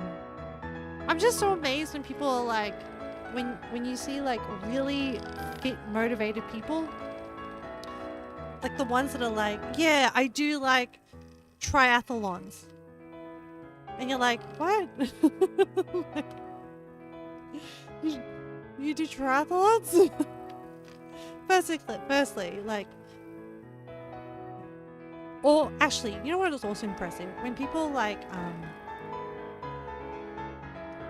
find fitness later on in their lives, or like get really like into fitness later on in their lives, because like, you know, by now I am a potato, and like that is my mental state. I am a potato. And what, you're telling me that I need to like not be a potato? And it's like it's a big mental thing to overcome. Is what I'm saying.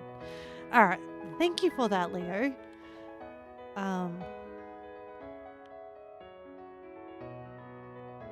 Oh, I quite enjoyed that. Okay, I do need to adjust the volume of the redeem sound. Oh, that feels better though. Actually, you know, like, okay. So not only do I enjoy the Pilates, but I enjoy like the different instructors that they have and how different people have different ways of torturing you. I say torture because like there is like one lady that, and all the instructors at the moment are all ladies. There's like one lady who does this one on Sundays, who you do an exercise and then they sometimes like put you under tension and get you to hold a particular pose for like a certain period of time. And most people are like, okay, now hold it for 10 seconds. And you're like, okay, 10 seconds. I can do 10 seconds. No, the Sunday lady is like, you're going to hold it for 30 seconds. Oh my gosh, chat. Like, literally by the 10-second mark, you're like, lady, this is normally when they let me stand up now. No.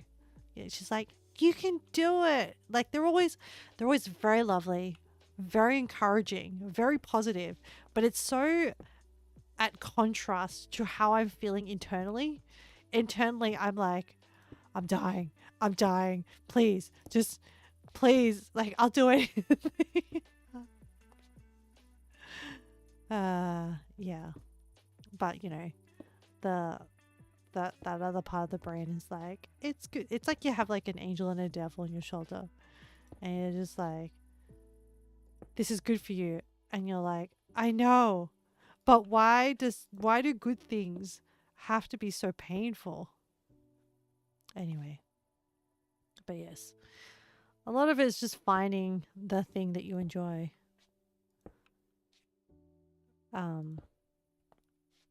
I feel like playing sport would be fun. Like, okay, so when I was a kid, I used to play this game. I don't know if other people played it, called Foursquare. I really liked it. Essentially, you have like a square, like squares painted on the ground, and you would have a tennis ball, and then four people. You could also, there was a variation to play it with like, kind of like a table tennis sort of shape sort of thing. But anyway, with Foursquare, there's four people, and then there's like the winning square, like the king square, the queen square, the jack square, and like, I don't know, the dunce square or whatever. This is like rules from ages ago. And essentially you have to like bounce it in your square and then get it into their square. And essentially it's like table tennis where they have to like not be able to return it or whatever, or like they double bounce it, so then they like lose a point. And then as kids, like, you know, it's a brutal game in which like if you get it wrong, you go down to the dunce, and then if the dunce gets it wrong or misses it, then you completely lose that game, or you're out of the game, and then someone subs in and takes your spot, and then you got to climb back up. And then the whole point is like you're trying to defend the king spot. I really liked it because I was not a very coordinated child, but for some reason I could play Foursquare. And there were these things that you could do where you could like hit it, like it's equivalent, the Foursquare equivalent of like a smash in like tennis or badminton. And the thing I liked about Foursquare is that you didn't really have to run that much. I mean, people could make you run if they were mean, but not like badminton and tennis where they could make you run the like from one end of the court to the other end of the court. Oh my god.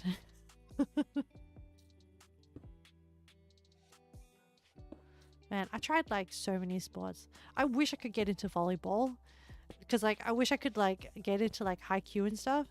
But like the one time that I tried to do volleyball, I sprained my thumbs.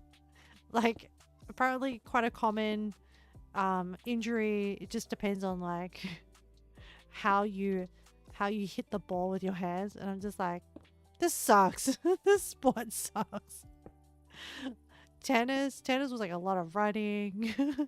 How do you even do that? Sprain your thumbs? It like bounces, like, you know when you go to like do the not the spiky thing, like there's that thing they like get your fingers to be like in a triangle, and then you're meant to like push the ball up, and then if you don't hit it with your like the rest of your hand properly and you accidentally hit it with your thumb, you sprain your thumb. That's exactly how it happens.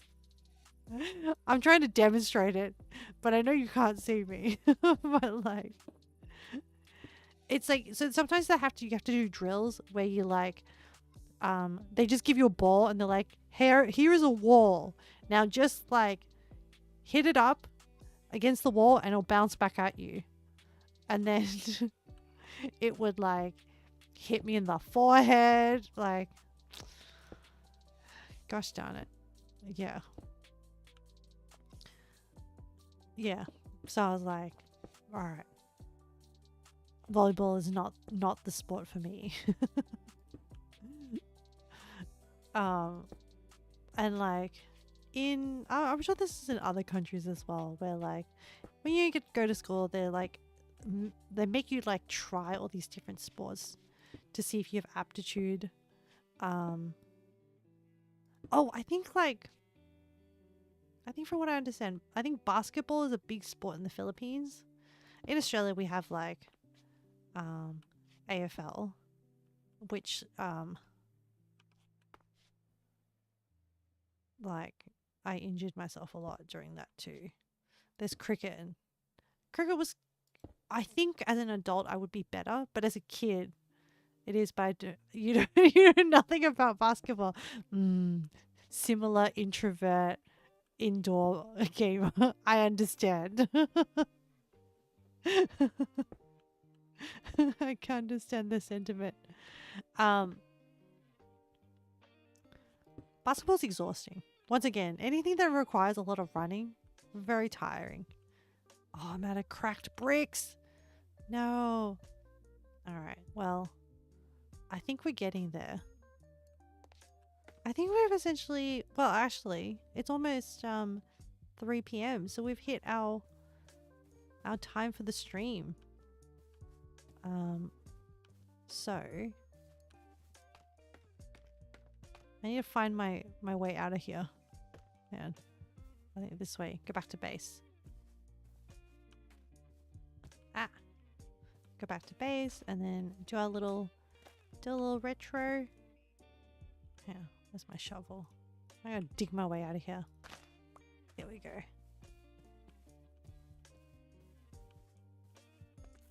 And I need to like, oh!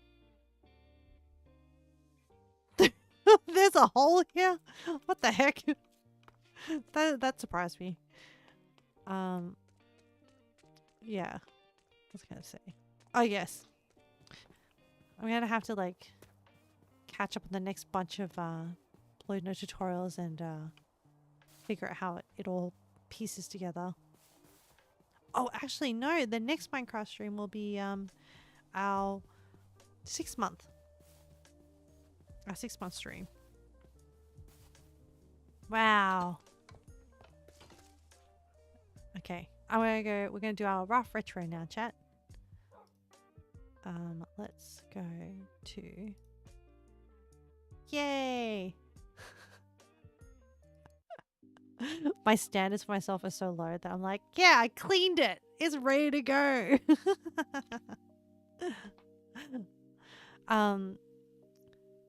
Okay, what makes us feel good? Okay, honestly, chat, okay, apart from like, okay, we didn't have, actually, no Minecraft deaths, which is, it's sad to say, like, not unusual for us, but like, I'm very happy. And we only had, well, only 2 major injuries. There are some streams where we have like consistently a lot of small injuries, but like this one's not too bad. So I would say overall in conclusion, I really enjoyed the chill stream. I think I can use the word chill. I think we haven't done anything to like make it not chill. Oh, I also really liked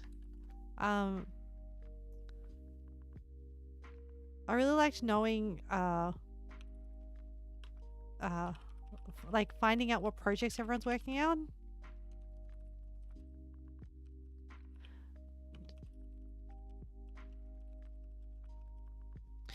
I think some people are like overwhelmed by the fact that like, oh, the world is so big and there's so much going on, but like, I don't know, it's kind of comforting to me to be like, oh, everyone is like living their lives and just like doing cool things. And I like the cool things. And my perspective of cool is not very like, you know, my perspective and opinion on cool is like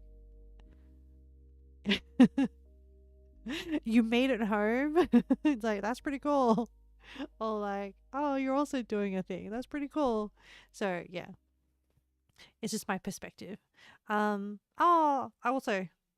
am flattered that people seek my wisdom. Oh, you know what? I missed an opportunity to put on my shaman outfit. That's fine. Next time. I need to remember. If next time someone asks for my wisdom, I should put on the shaman outfit. Hang on. Remember. Next time advice is asked, put on shaman outfit before answering. My shaman outfit is ridiculously cute, okay? And like, I don't get to use it enough. Oh, what pushes us forwards? Okay. Oh, yeah. Thanks for sharing your projects with me, guys. I like knowing. What pushes us forward? I mean,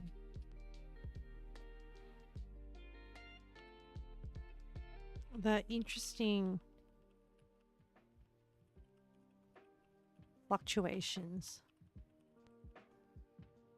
in like both mind and energy.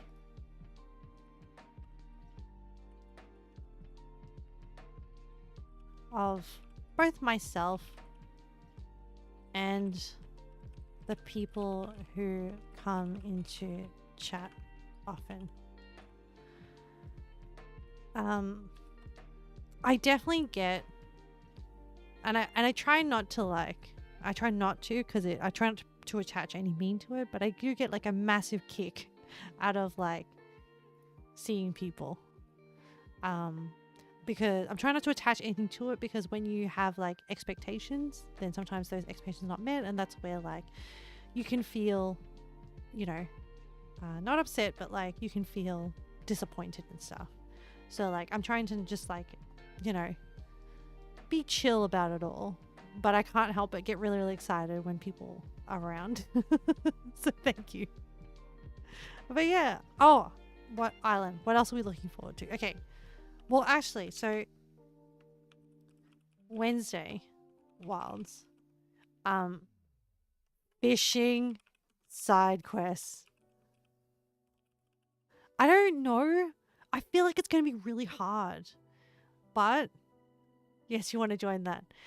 But I think it will be look, the reality is that if I had to do it by myself, I'd be really, really mad and frustrated. But if I do it on stream and I'm sharing the frustration, it's diluted frustration. So I'm looking forward to that. You'll be in the background playing the horn.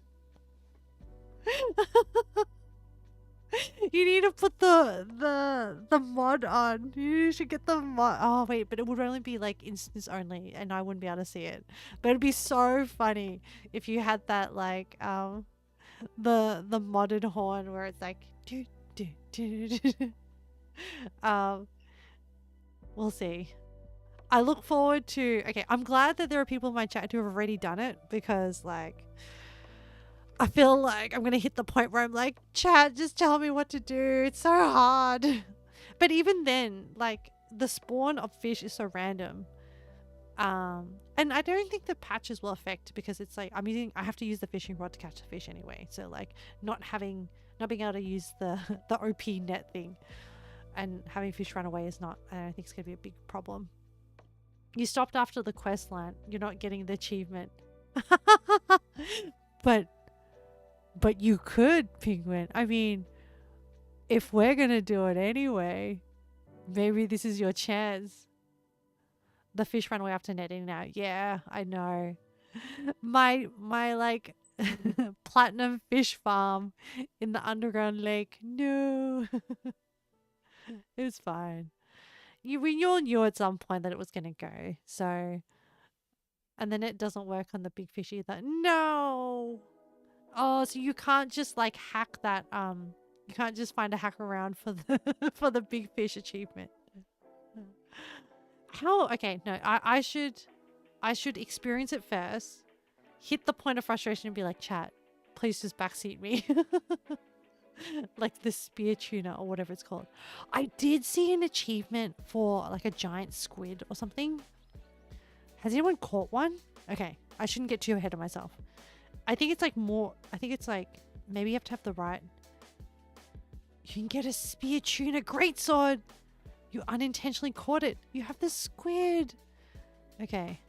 I'm curious to see. Okay. I am kind of looking forward to the fishing adventures that we're going to have. And maybe before we do the fishing, we can just do like a little bit of warm up with the, with some like, I don't know if there'll be any new quests or anything. Actually, I have a question for chat. You know that, so I learned last time that the Kutku chicken quest can potentially give you that like hat thing. Does the Chakabara quest give you any items? Because like there's always like 2 quests on.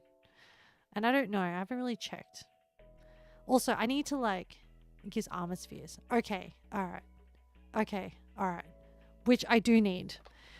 And I need to, yeah, Cuckoo Quest might be going away soon.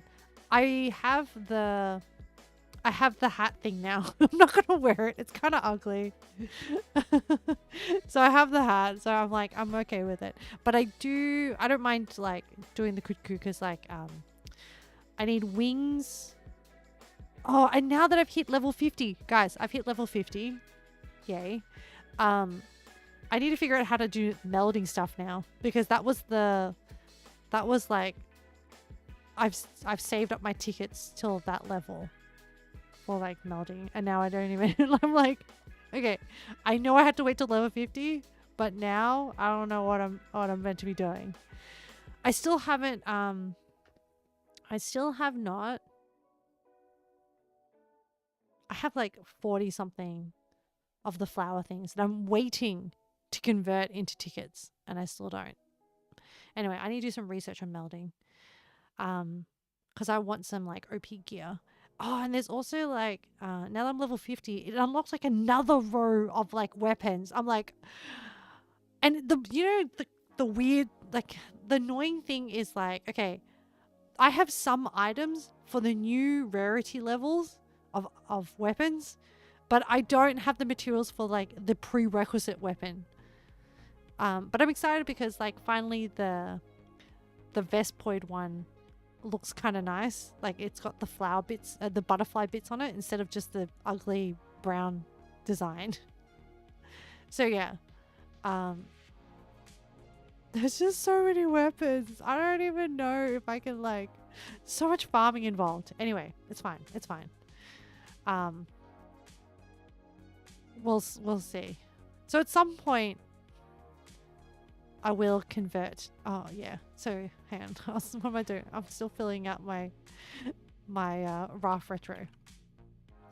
But yeah, at some point, I do really want to play Yakuza Pirates, the new game.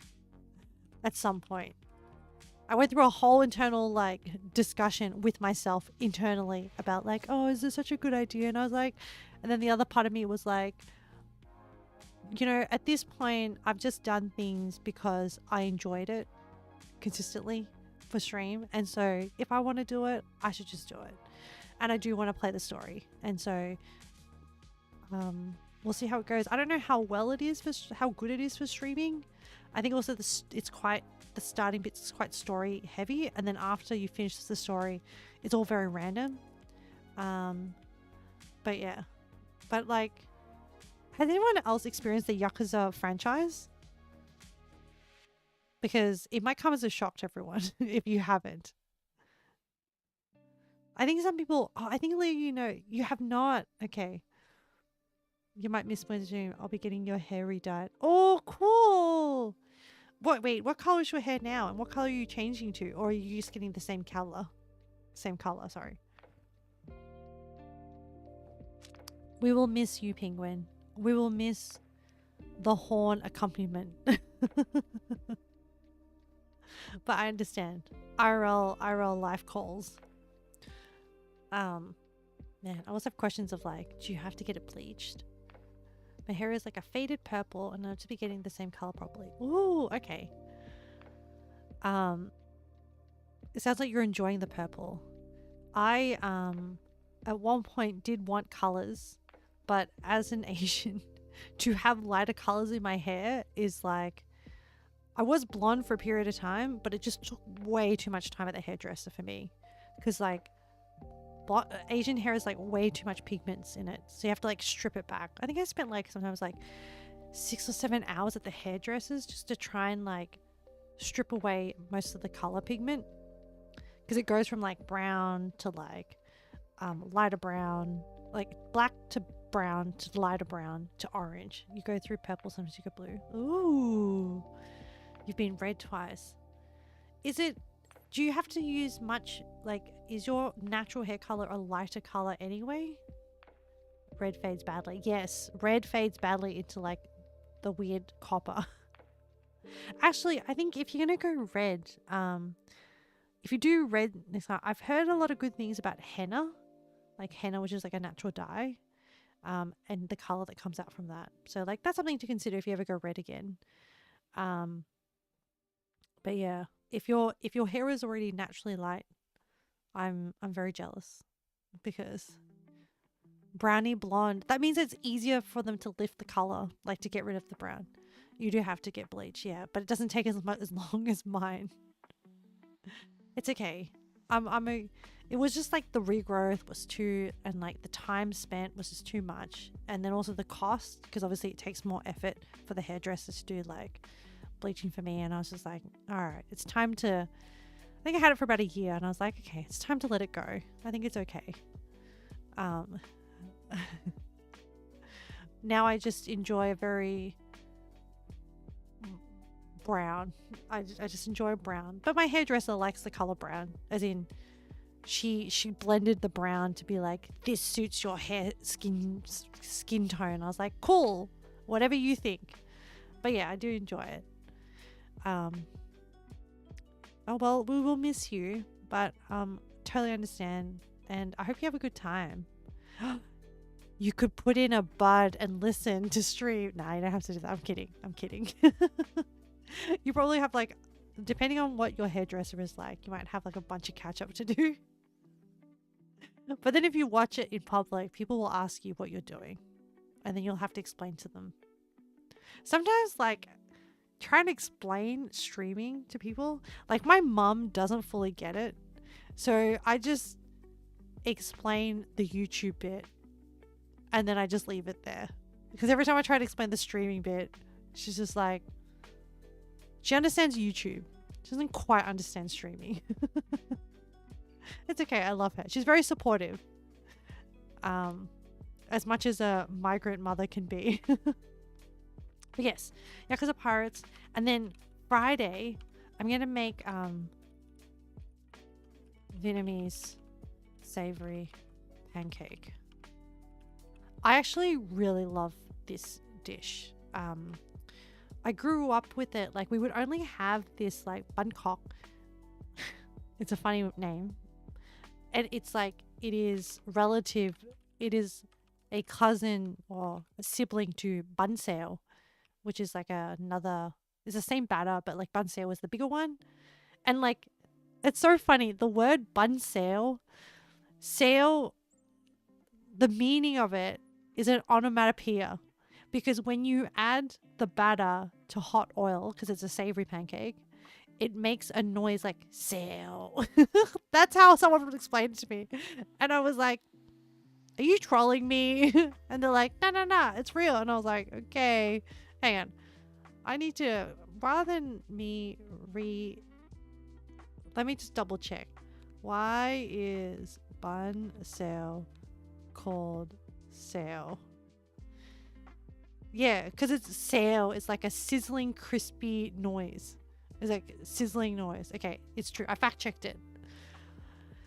I was like, am I perpetuating someone's troll of me as when I was younger onto the rest of the universe? No, bun sao.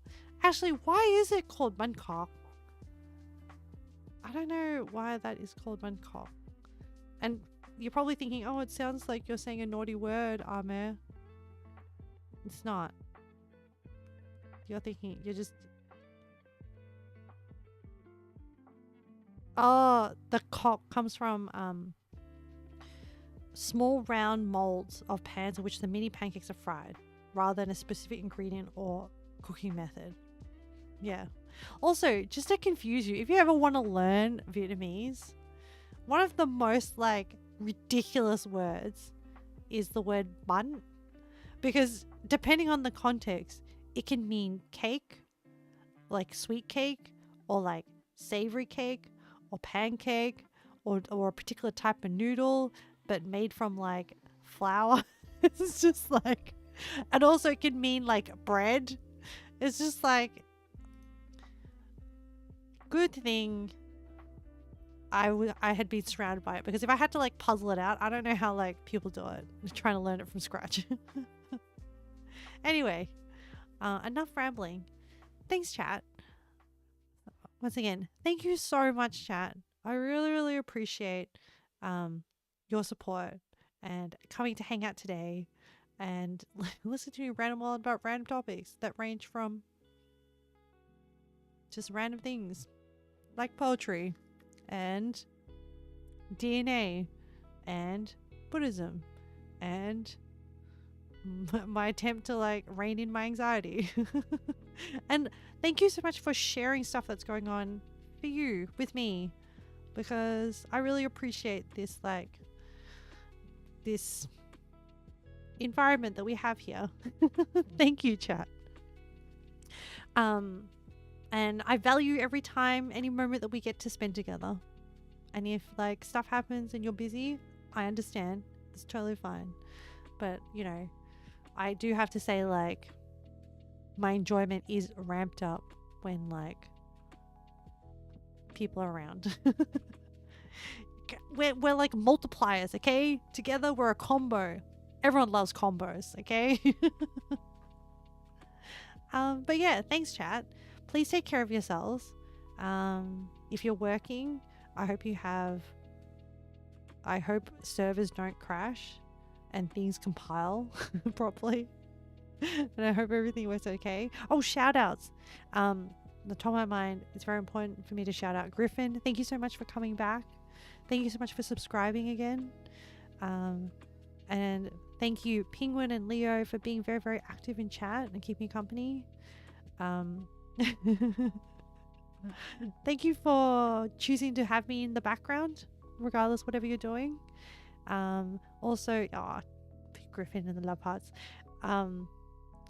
Hey Griffin, there's a cat. There's a cat emote now. There's an animated cat emote. You haven't been around for a while, so now there's like more emotes. Hang on, is that cat emote around? I'm addicted to emotes and I don't have enough slots, and it's fine. Yes, the cat one. The cat playing with a ball. It's based on Penguin's cat, Athena. Yeah. Okay. So cute. Yes. At some point, I'm going to be producing way too many emotes, and then we're going to have a poll of which ones we want to keep and which ones we rotate out. Or I might just see if I can pull the stats and numbers of like what emotes are used more often and what to keep and what to like, and maybe like the lowest used ones get rotated out and new ones come in. I don't know. Yeah. Oh, shout outs. That's where I'm up to. Yes. Penguin Leo. Griffin. Oh, Tidy for lurking. Oh, active other people. Jeannie for popping in. And thank you for, well, Jeannie's probably gone now, but thank you, Jeannie, for trusting in my wisdom. Or actually, valuing my wisdom enough to come and ask for my thoughts on the topics. I feel like, okay, maybe I'm doing something right. Maybe as a human being, I'm doing something right. Also, who else? Tidy for lurking. Oh, we had Frank come in. I feel really bad. I think it's like the Polish name is like Franek. Anyway, it was cool to hear what they're up to. Oh, Valk. How could I forget Valk? And I think that's... Oh, Ame for a little short while. Ame popped in. And I think that was everyone who was active that I can recall. Apologies if I missed anyone. You know, it's a lot to remember over 4 hours. Thanks, chat. Please take care. Oh, enjoy your trip, Griffin. Have fun getting your hair dyed, Penguin. Leo, good luck on your compiles. Don't crash the server. I think that's all the stories I remember from... Oh, yeah. Thanks. Hey, Valk. But yeah, look after yourselves and take care. Bye.